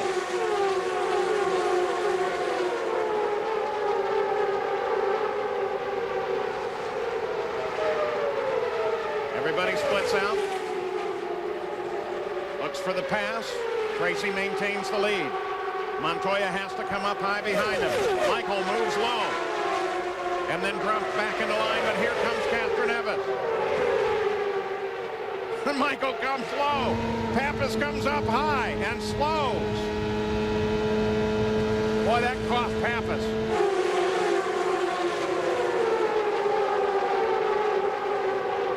Tracy still leads. Now Castroneves gets a nose in front of him, and Castroneves takes the lead. Montoya comes up on Tracy. I'm almost thinking at this point, Parker, it's a question of not do I want to lead. You don't want to throw these Don't I laps prefer around. to be Just back hang on just there trying for to a while. save fuel? I was just thinking exactly that. You see Max Pappas hanging back. I think Michael's hanging back a little bit. If you're going for fuel strategy, you don't want to be at the front. You want to stay clear of trying to run in clean air so that you can take advantage of the draft, breathe the throttle going down into 1 and 3, turn the fuel mapping down as much as possible, run the engine as lean as possible. Where Max Pappas is right now, I think, is a perfect position. It's going to be interesting. The yellows could have, if there's a yellow before the end, it could affect, obviously, the entire complexion of this race. But I still think they have to make 2 stops if they keep it under green. If you have to make 2, maybe you go out front. Montoya coming up on the floor car, Memo Gidley. Jan Biggis, you got a couple of updates for us. I do. With Dr. Steve Albee, how is Alex Tagliani? Alex is fine. Jan will be released anytime. He's in there talking to Gilles de Ferran right now. Crew member for D'Amata? The crew member for D'Amata has several abrasions of his extremity with some bruising, but no fractures. We're having our physical therapist see him now, and he'll be released before too long. And finally, Gilles de Ferran. Gilles de Ferran, unfortunately, has a small fracture of his left index finger. I'm waiting till the end of the race for our orthopedic surgeon, Dr. Terry Trammell, to take a look at him to decide what we need to do about that. Thanks. Okay. Patrick Carpentier drops down inside of Elio Castroneves. Tracy continues now to surge up to the front and battle with Montoya. And you have to be very careful here. Rick Mears, the master of the super speedways, used to preach. You spend 400 to 450 miles getting the car right, being patient to sprint the last 50. But I'm not seeing much patience here. Everyone just looking for clean air through the corners to get back together on the straightaways for the draft. And I think as we get to the end of this, we'll see less of the consideration for other drivers. Right now, they're leaving openings so that they're not taking air off each other's cars. But I think we're going to see some chopping and slicing as we get in the last 50 laps of this race. Pappas down inside Carpentier. That red car that you're seeing out in front, Memo Gidley replacing Roberto Fontana for this race and the race next week at Chicago. He's giving that car a nice ride in front of the leaders.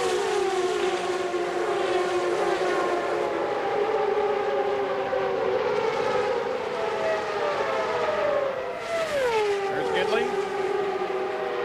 Tracy is actually the leader, just behind Gidley. Fernandez runs in the 10th spot. They got the green flag on lap 170.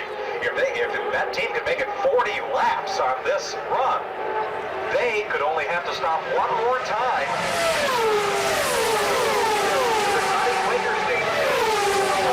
Fernandez, but right now, Fernandez just conserving that fuel back in the 10th position as we've completed 179 out of the 250 laps. That'll make up the Michigan 500 presented by Toyota. The front 7. All single files through turns 3 and 4 right now. Paul Tracy right here on the front straightaway, crossing the line.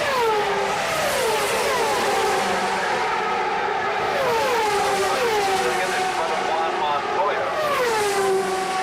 Side-by-side battle for the 4th position. That's Max Pappas. On the inside, he'll get in front of Michael Andretti as they head down the back straightaway now.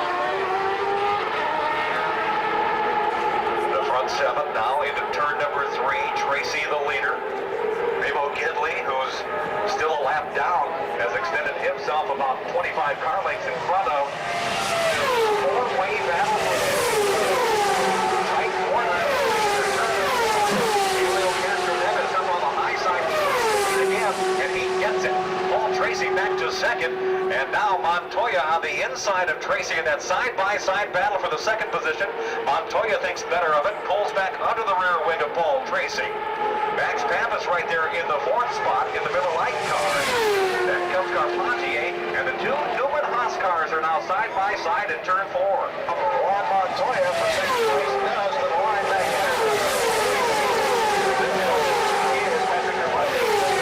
Michael Andretti, leaders in through turn 1 once again. And now we got Paul Tracy going high on the racetrack as he now lets Montoya by, and now he is side-by-side with Max Pappas down the back straightaway. And Max Pappas takes the lead, the position away from Paul Tracy. Memo Gidley is still way out in front of this bunch. He's got to check it out right now as Elio Castroneves with the lead. Paul Tracy gives up the position to Juan Montoya.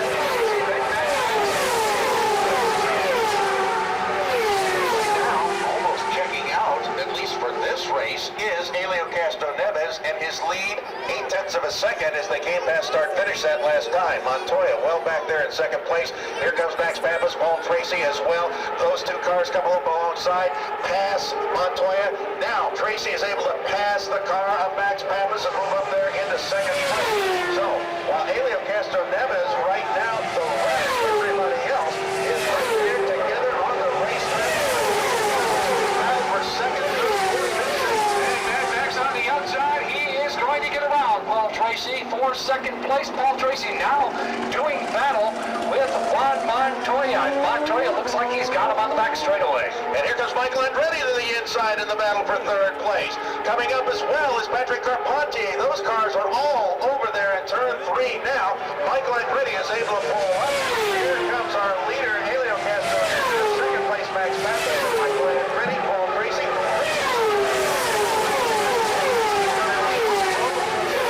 Position there for Paul Tracy is able to come up and around Michael Andretti, not able to get around Montoya. He got around Andretti. Now Andretti's trying to get him back down the back straightaway. Down to Larry Henry. Well, Paul Tracy, they're having a lot of conversations with the Team Cool Green pitch. They're talking about it's almost impossible one more stop, but how is that a mileage? Watch the gear changes. He says, I'm staying in the back. And the response back is good. Well, right now, Paul Tracy.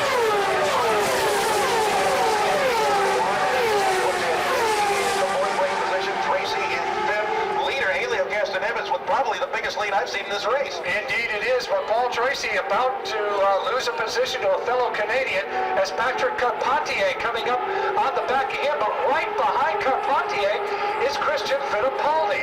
Now the leader's coming around turn number 4. Still Helio Castroneves right now. Second place, Max.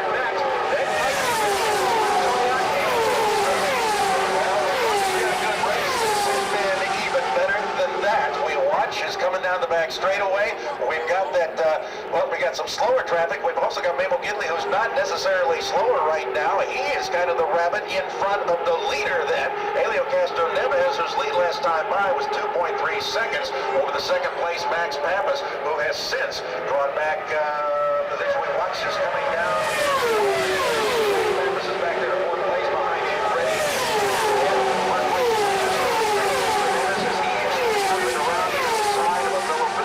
That being Luis Garcia. Helio Castroneves, 2.6 seconds out in front now. I'm not so sure that's the wisest strategy. While we were away, we want to show you what happened to Max Pappas, because he got in the middle of this.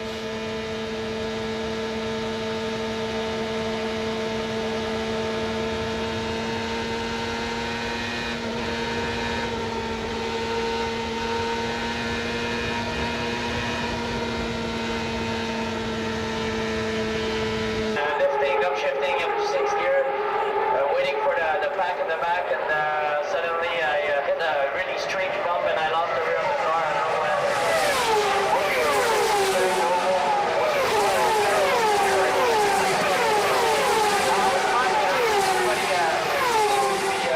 Very careful. Paul, I think this man, Max Pappas, feels that this track owes him. He's playing a very intelligent, very mature game of staying back, staying out of the lead. I think he's got a great car underneath him. I think the Ray Hall Racing crew has given him exactly what he needs to sprint those last few laps. And I think he's just being patient and coy right now. That's the top 5. Andretti and Montoya are going at it, but Tarso Marquez has gotten the move-over flag from starter Jim Swintel as the leader goes down into turn number 3. The second place car now is Michael Andretti. Montoya are trying to get around Tarso Marquez. Tarso goes high in turn 4, Mikey right behind him, and the rest of the crew is right behind Michael. Now Michael to the inside.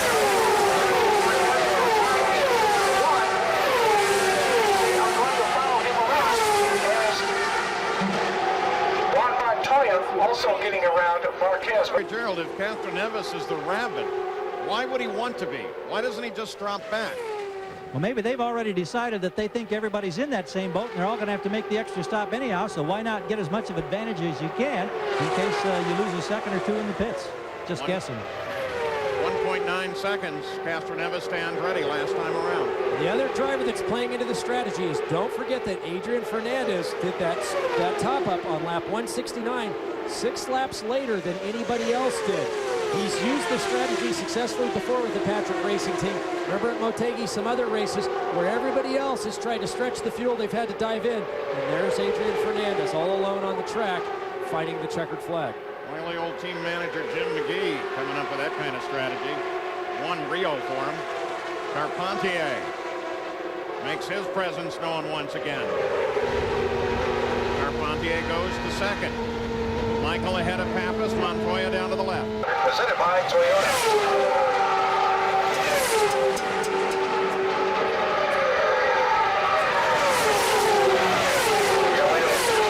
The leader, he's exiting through number 2 right now as the battle. Last time they pitted.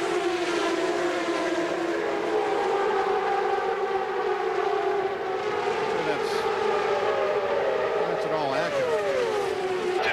Is in 6th spot, and Adrian Fernandez, the 7th position. Fernandez conserving that fuel this entire run every time he went back. Then conserving the fuel in the draft. I think if one driver could make it on one more stop, it might be Fernandez. We'll have to wait and see. 195 laps will be complete this time around. Average speed right now for the leader, Castroneves, up over 222 miles an hour. And this, by far, the largest lead of the afternoon. One of the unique features of this track, you see it on the super speedways, long contests. We've talked a little bit about the carbon fiber brakes. But the other thing that a couple of the engine manufacturers have had to do is they put in an additional oil tank.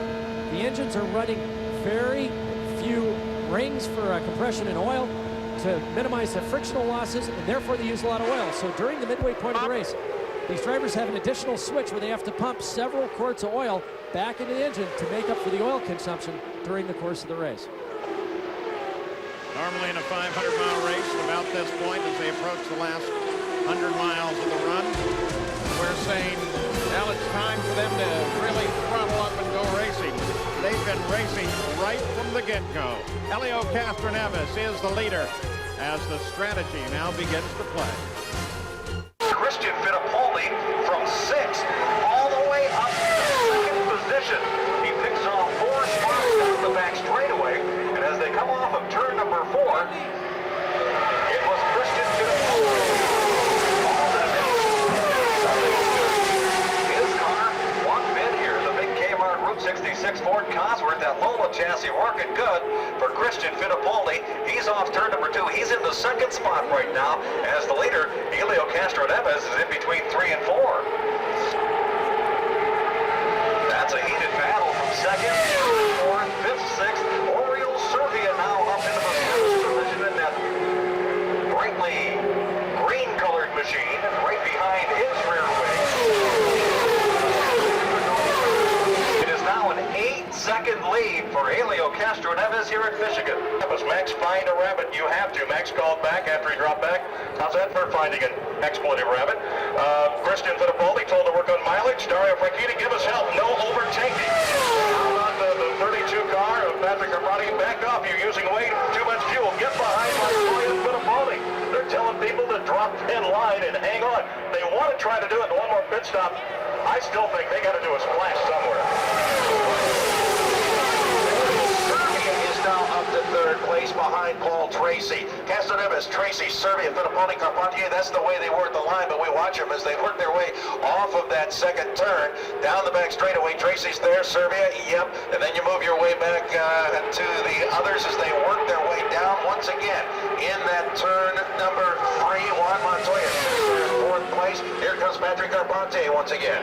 Patrick Carpentier moving up, but look at Oriole Servia. Now he knows a little bit about drafting. Masterfully yesterday, Casey Mears, very confused. intent to stay behind Philippe Giafforti to the very end. Unfortunately, a yellow flag prevented that, but these guys know how to draft. Now, Memo Gidley comes on the pit road in the number 10 Direct TV car, De La Pena Motorsports. So the Rabbit has come in, but he was clear of Helio Castroneves, who now comes on. We wait for the rest of the field. As coming off of that fourth turn, we now have Oriol Serbia, who has moved past Paul Tracy. From 1 year ago. That group goes down into turn one once again. We are now past the 200 lap mark. We run to 250, so we are getting very late in this one. We watch the battle for second place as Paul Tracy now comes up on Oriol Serbia. And one thing about it, with Serbia sitting there in that position, we see Neves, and he's going to be using up a lot of fuel, having stretched it out to the point that he has to get this next group, and who's ever in the front is like leading the race right now. 0.1 second lead, and that is absolute luxury. Jim Murphy? Luxury indeed. That's what they're trying to do, is put a margin on there. Helio is going. There's no discussion down here about saving fuel. The rest of the field is on a fuel management strategy. They don't think he can make it without stopping. We've heard a few reports that guys are going to be about 5 laps short of making it in one more stop, so they're really trying to conserve fuel. And as you said, Paul, I think Castroneves says, all right, fine, if we've got to make 2 stops, I'm just going to go. Specifically, that was the report from Patrick Carpentier. But it also sounds like Max Pappas may actually be right on the game plan, currently running in 9th, 10 seconds behind the leader. So while that group is back some distance from Castroneves, they are still all bunched up. And remember, Castroneves was the first of the leaders to come in since the beginning of the race. We expect that he's going to be in just a few laps, and then we'll see how this game plays out. Jan Vikas, what's going on with Mad Max? Well, you called it, Paul. They have called him on the radio, and they said the last time or the next time you come onto pit road, it will be your last time. You only have to make one more stop. Now, they also know that everyone up and down pit road monitors those radio transmissions.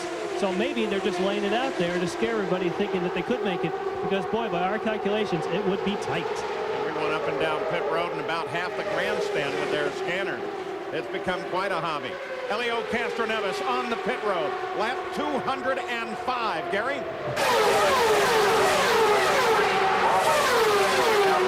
Jim Murphy will have the stop of our erstwhile leader. And watching now as he comes in front of the Penske crew, Jim. Rick Reineman gives him the target with his hand. They're nervously flipping on the air wrenches. They go to work. 4 tires, fuel. We're going to wait for that fuel. Very, very long, slow stop. He's off the jacks. They wait. You can hear that engine revving up as they wait for all the fuel. He is back underway. These green flag stops here. Serbia flashes by behind them.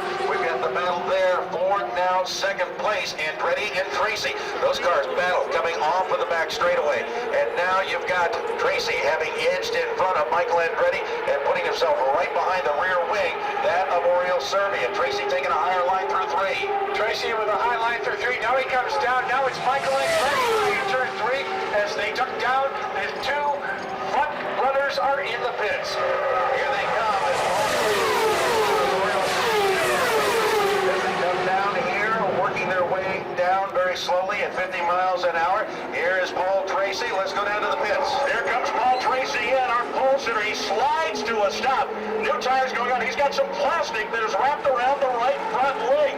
They'll see if they'll reach him. They're changing the front wing. Yes, they'll pull that off, waiting for the fuel. It takes oh so long at this stage. Drop it off. The fuel is on.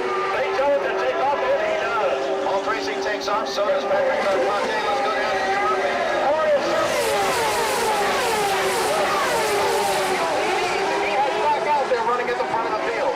So Oriol Serbia had momentarily led the race. Now Michael Andretti is the man who will go out front just ahead of Juan Montoya.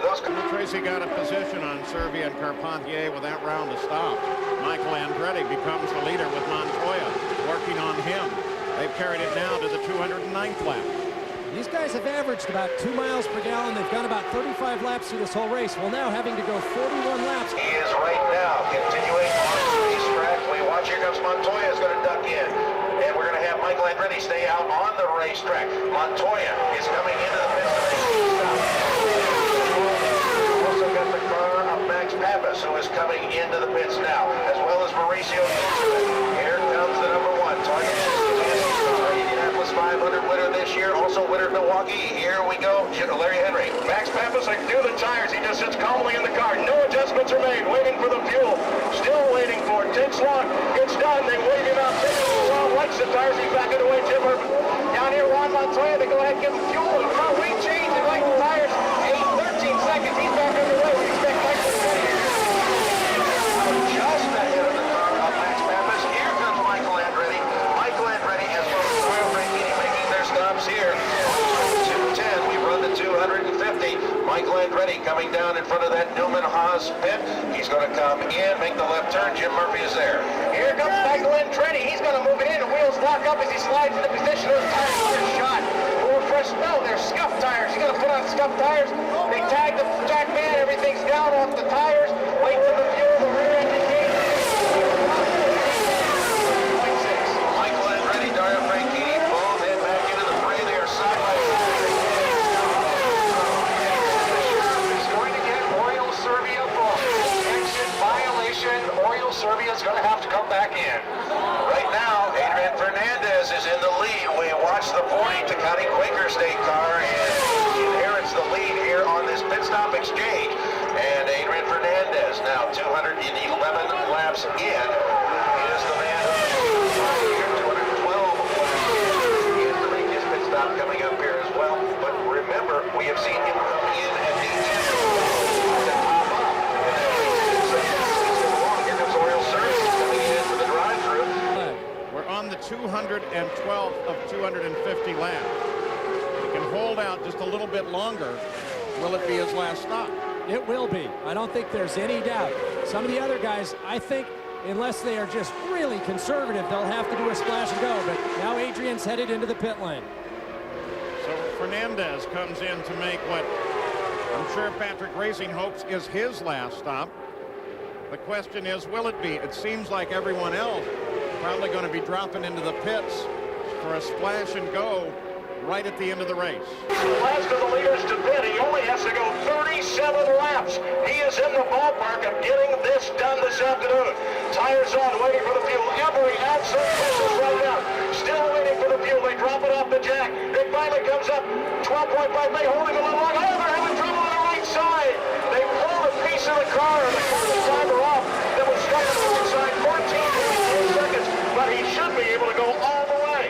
So he moves back out onto the racetrack as we check in with you. The question is, what about Helio Castro Neves? He was in on lap 205, 45 laps under green. He's going to need some help. Meanwhile, the other guys, they were in lap 209 and 10.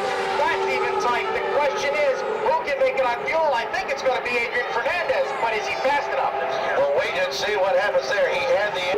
Helio Castro Neves takes the lead back over. Fernandez cut it close enough. Can Castroneves drive away? We'll be back after these messages and a word from our ABC station. You're looking down on the Michigan Speedway from the Honda Helicam. Helio Castroneves has just completed his 219th lap of the 250 scheduled. We have had 124 unofficial lead changes, 44 officially among 10 different drivers. Third place. Running in fourth is Max Pappas. Fifth is Juan Montoya. Sixth, Christian Fittipaldi. Seventh is Paul Tracy. Michael Andretti has drifted back to the 8th position now. Dario Franchini currently running in the 9th spot. In the 10th spot. And Gugelman is the last car on the leader lap. Neves and extend themselves. They're still fourth, fifth, and sixth as they go off into turn number 1. Christian Fittipaldi now up into the 3rd spot. 119 laps complete. Next time by, we will have 30 to go, and there's the leader across the stripe. 30 laps to go, 60 miles remain in the Michigan 500 presented by Toyota. 30 laps to go here, and we have Helio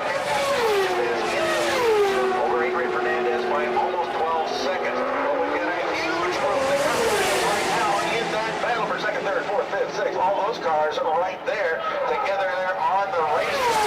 We're talking about Fittipaldi in third, Carpante, Tracy, Pappas, Montoya, and Freddie. They are all right there, and that gaggle heads down the back straightaway. They do, and there are race cars all glued together. And we have a spin on the back straightaway, and that looks like Christian Fittipaldi. It is. Christian Fittipaldi has spun on the back straightaway, and that will bring out the yellow flag. The only wild card, the only variable was the yellow flag, Paul. This is just what the other drivers were praying for, racing with Adrian Fernandez. Christian has had enough, though. He throws the steering wheel out of the car and starts to unbuckle. Well, he just right up. He misjudged the pullout. He pulled hard to the left and made contact with the right front wheel. And there is the luckiest man in this race yet today. He's limping, though. That car took a heck of a ride. It may not have had any specific damage, but going through the grass at 230 miles, it looks like he banged his knee or his ankle. Up on his helmet there, that's the Hans device that Christian is wearing, trying to help protect from neck injuries, neck and head injuries. You can see him. He pulls out, nearly gets Max Pappas as well, clips the back of his teammate's car, Michael Andretti. Christian Fittipaldi is so fortunate this car didn't hook wheels in the grass or over those access roads and start to tumble. Very, very fortunate. Now watch, he makes a dramatic move pulling out from behind Michael. Comes out, nearly collects Max Pappas. Just completely misjudged, pulling out to the left there on the way down the back straightaway. I'm worried about Christian, though, limping away from the car like that. He's a superb athlete. And now ask his current safety team, they've got to help him. He runs triathlon all the time, so to think that he has any kind of injury from that, the bouncing certainly would have done that to him. Max Pappas, I don't think Pappas missed Fittipaldi by more than about 4 inches. Castro Neves still the leader.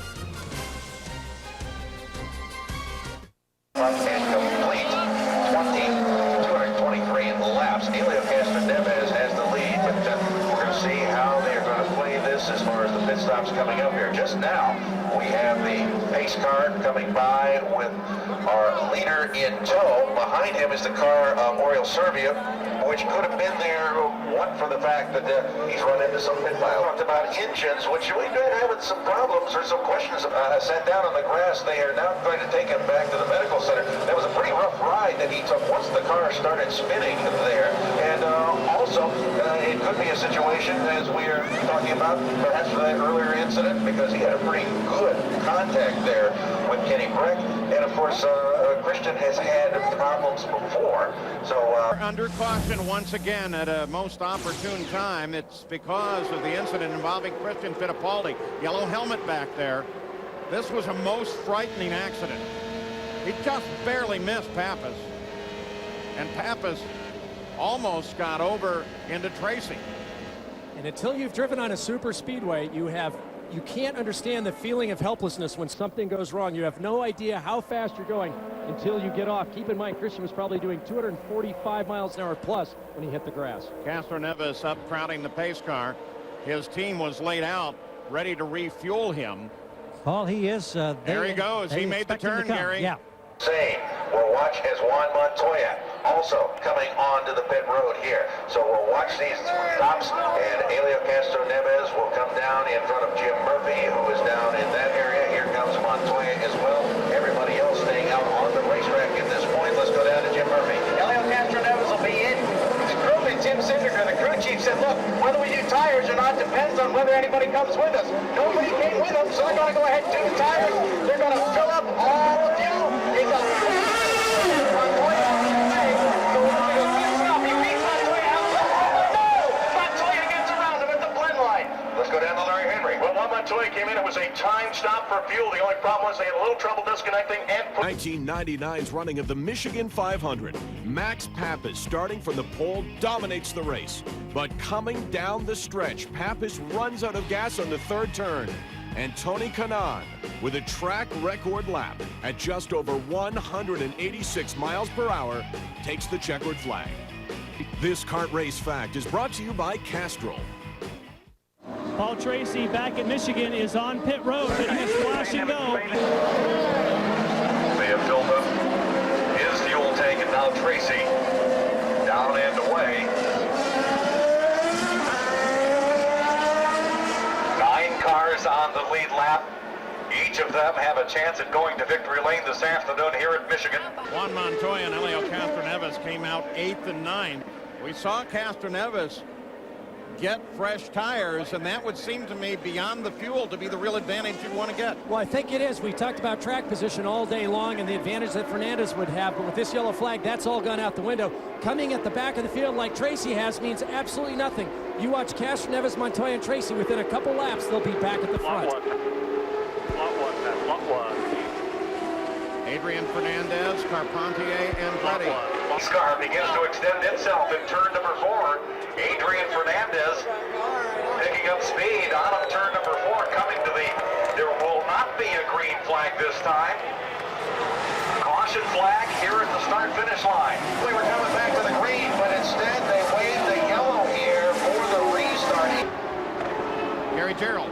We did not have a good look at Montoya on his stop. We were with Castroneves. We saw Castroneves get the fresh tires. Just checked with Montoya's crew. He did not change tires, so he's got old Firestones on. He does have the fuel, however, that he can go full rich to the end. Now let's check at the other end of the pits with Jan.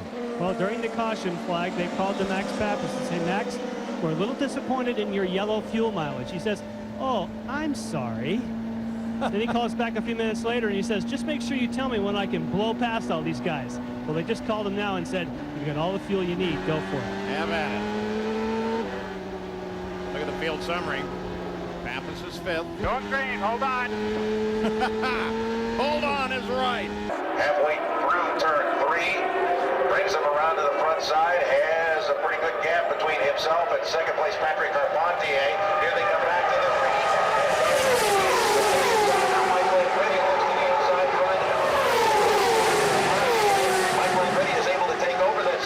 Position and now looks to chase down Adrian Fernandez. Down the back straightaway they go. Once again, Fernandez with the advantage. Michael Andretti, then Patrick Carpentier, and then here comes Dario Franchitti moving up into 3rd place around Carpentier. Dario Franchitti on the inside, Carpentier on the outside. Can Franchitti hold the position? Yes, he does. Drag racing down the front straightaway, but it's Carpentier pulling it front. Taking over the lead at the start-finish line.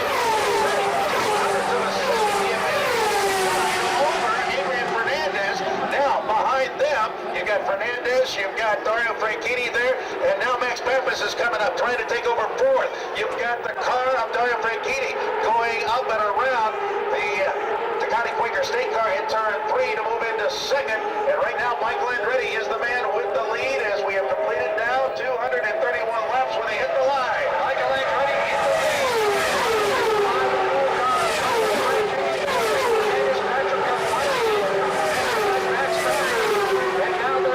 Challenge for 2nd place as Fernandez pulls alongside. Here comes Fernandez trying to hold off the next car in line, but he's going to see Dario Franchitti move to the outside, coming there through 3, through 4, coming back once again, start-finish line, 2nd place down below.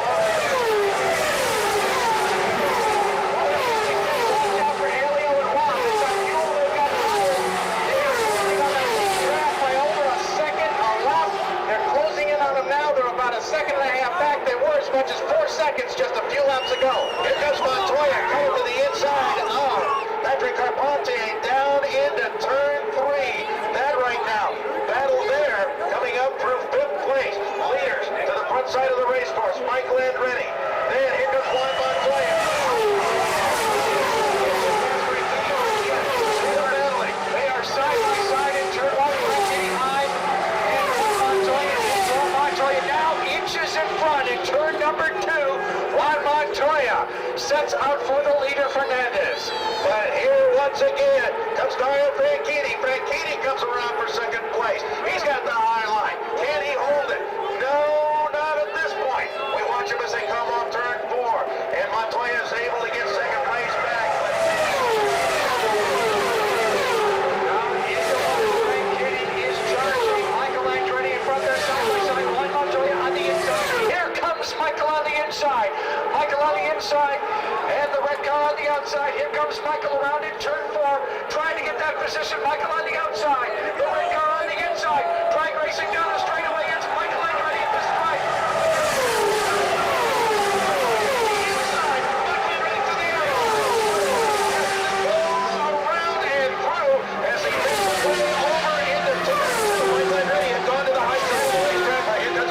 Again, he looks to the inside into 3. Into 3, it's Michael Andretti by a nose. Juan Montoya on the outside. Montoya is in second. Michael Andretti in first. Going through turn number 4. Michael Andretti comes down low. It's right behind him. Juan Montoya. Michael at the stripe. Trying to hold him off and do it in 1. Montoya goes back to the lead now. 237 laps complete. We run to 250. Montoya. Sucks Michael Andretti right up on that rear wing of Juan Montoya. This time, Michael Andretti slightly higher in line, does not make the pass. Behind them, Max Pappas is sitting there in 3rd place, just ahead of Dario Franchitti. They'll come back around this time, and Michael Andretti's going to count. Don't like this, you're not paying attention. One more time. Montoya on the inside, Michael on the outside. They're drag racing out of turn number 2. Virtually side by side. Montoya inside. He's challenging one more time, Tom. Into turn 3, Montoya has the position. Halfway through the turn now. He stretches it out a bit against Michael Andretti, but Andretti is going to once again use that draft. Coming to the front side. Andretti. Montoya has moved up to do battle with Michael Andretti, and they have been seesawing back and forth in a battle for the lead. Andretti has just taken the lead back from Montoya. At the same time, Dario Franchitti and Max Pappas are battling for 3rd. But on the last couple of laps, Pappas is showing a little smoke or a little vapor, something at the back of the car. Here comes Montoya once again for the lead. And the 240th lap. And the gloves are off between these two. They've been chopping each other, taking the air off each other's car. I think Montoya's got a stronger car underneath him right now, but he can't break the draft with Michael. He's been able to extend it 8-9 car lengths, but then Michael picks up the toe and goes right back. Look at Montoya, push him up high, going down into the first corner.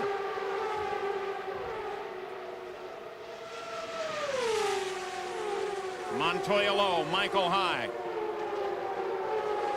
Concern about spray off the back of Mauricio Guzman's car. They've given him the black flag. He was running 9th. There.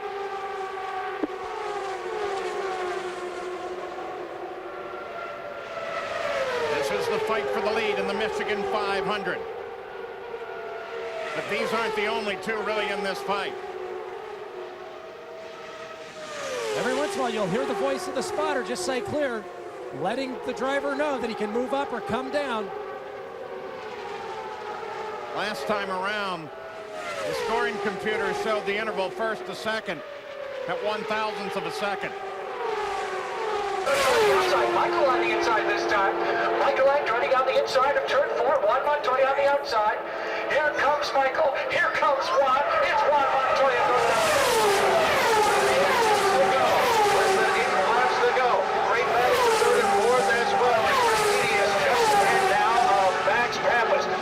Off turn 2. We've got a guy trying for his 2nd championship car win this year. That's Juan Montoya. Michael Andretti looking for the 3rd time and the 2nd time in 2 weeks. Now moves around Juan Montoya. Montoya's running for his 2nd 500-mile win of this year, having also won at Indy. We watch them. They come down. They complete yet another lap. 7 to go.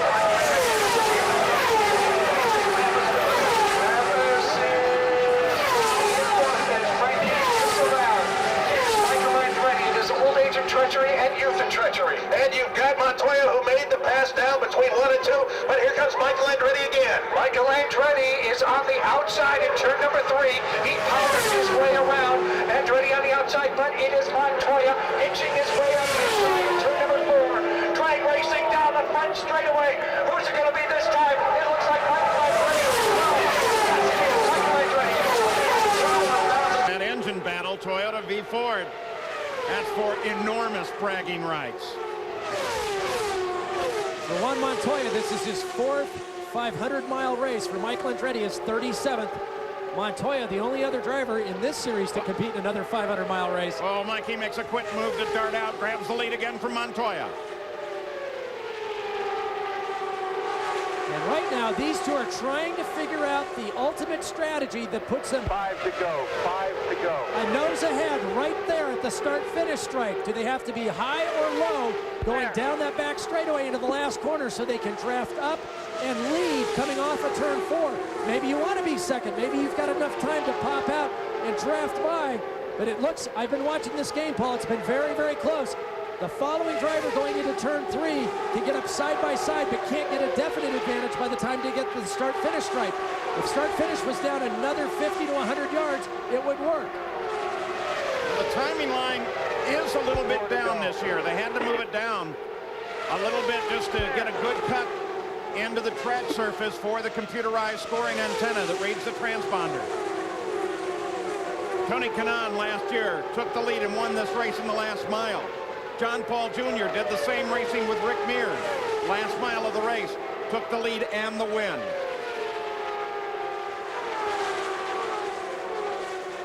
It's time by. It is Juan Montoya following the lead. Something happened a year ago near the end of the race.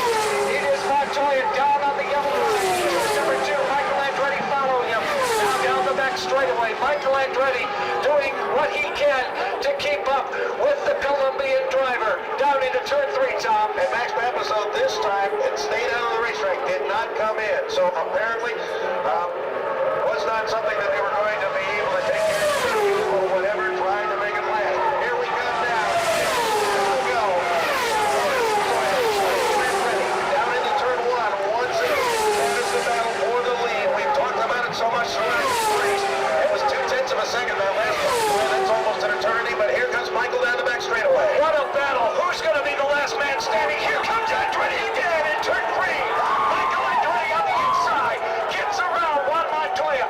Now through 4. Montoya right underneath his rear wing. Michael Andretti white flag out. One more lap time.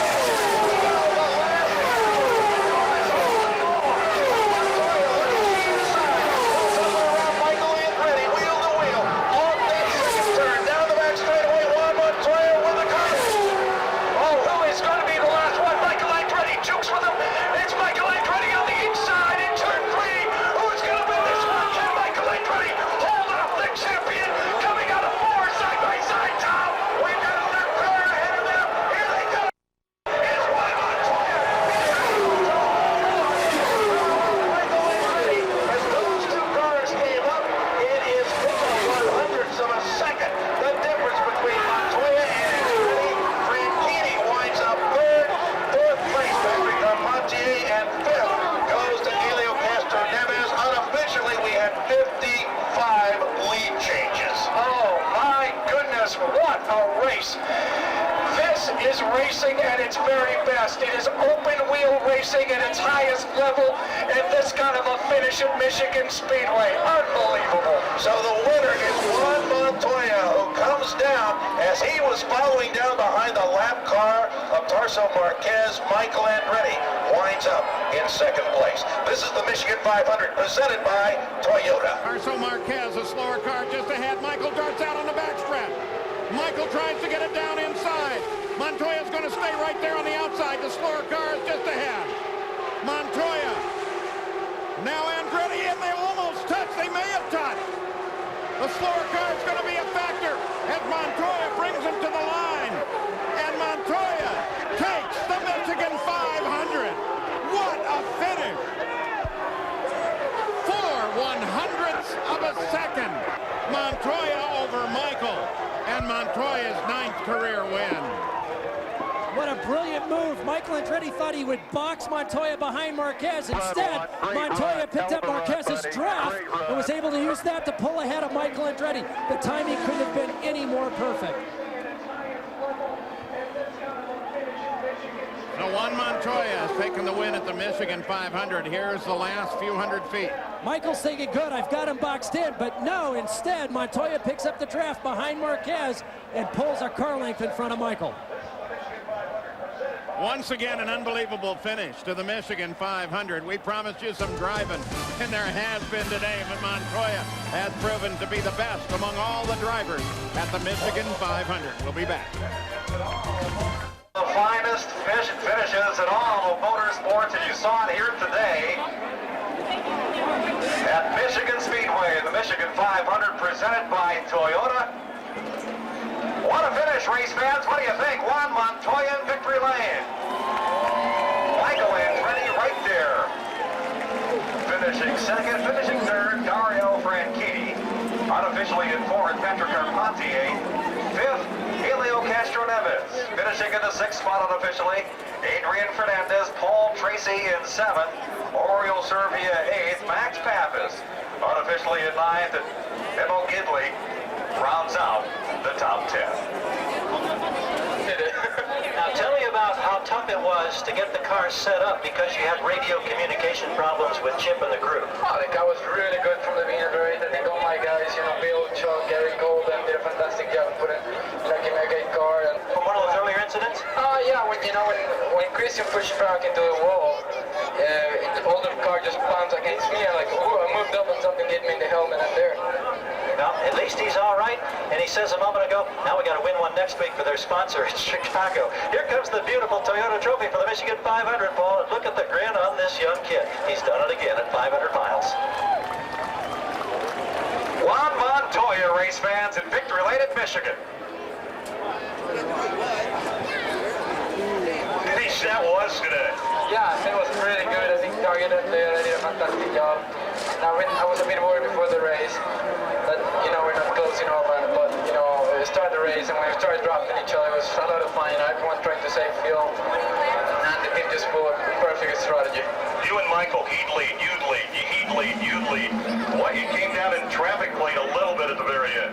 Yeah, it was, when I saw that car, I said he was going to play up mine.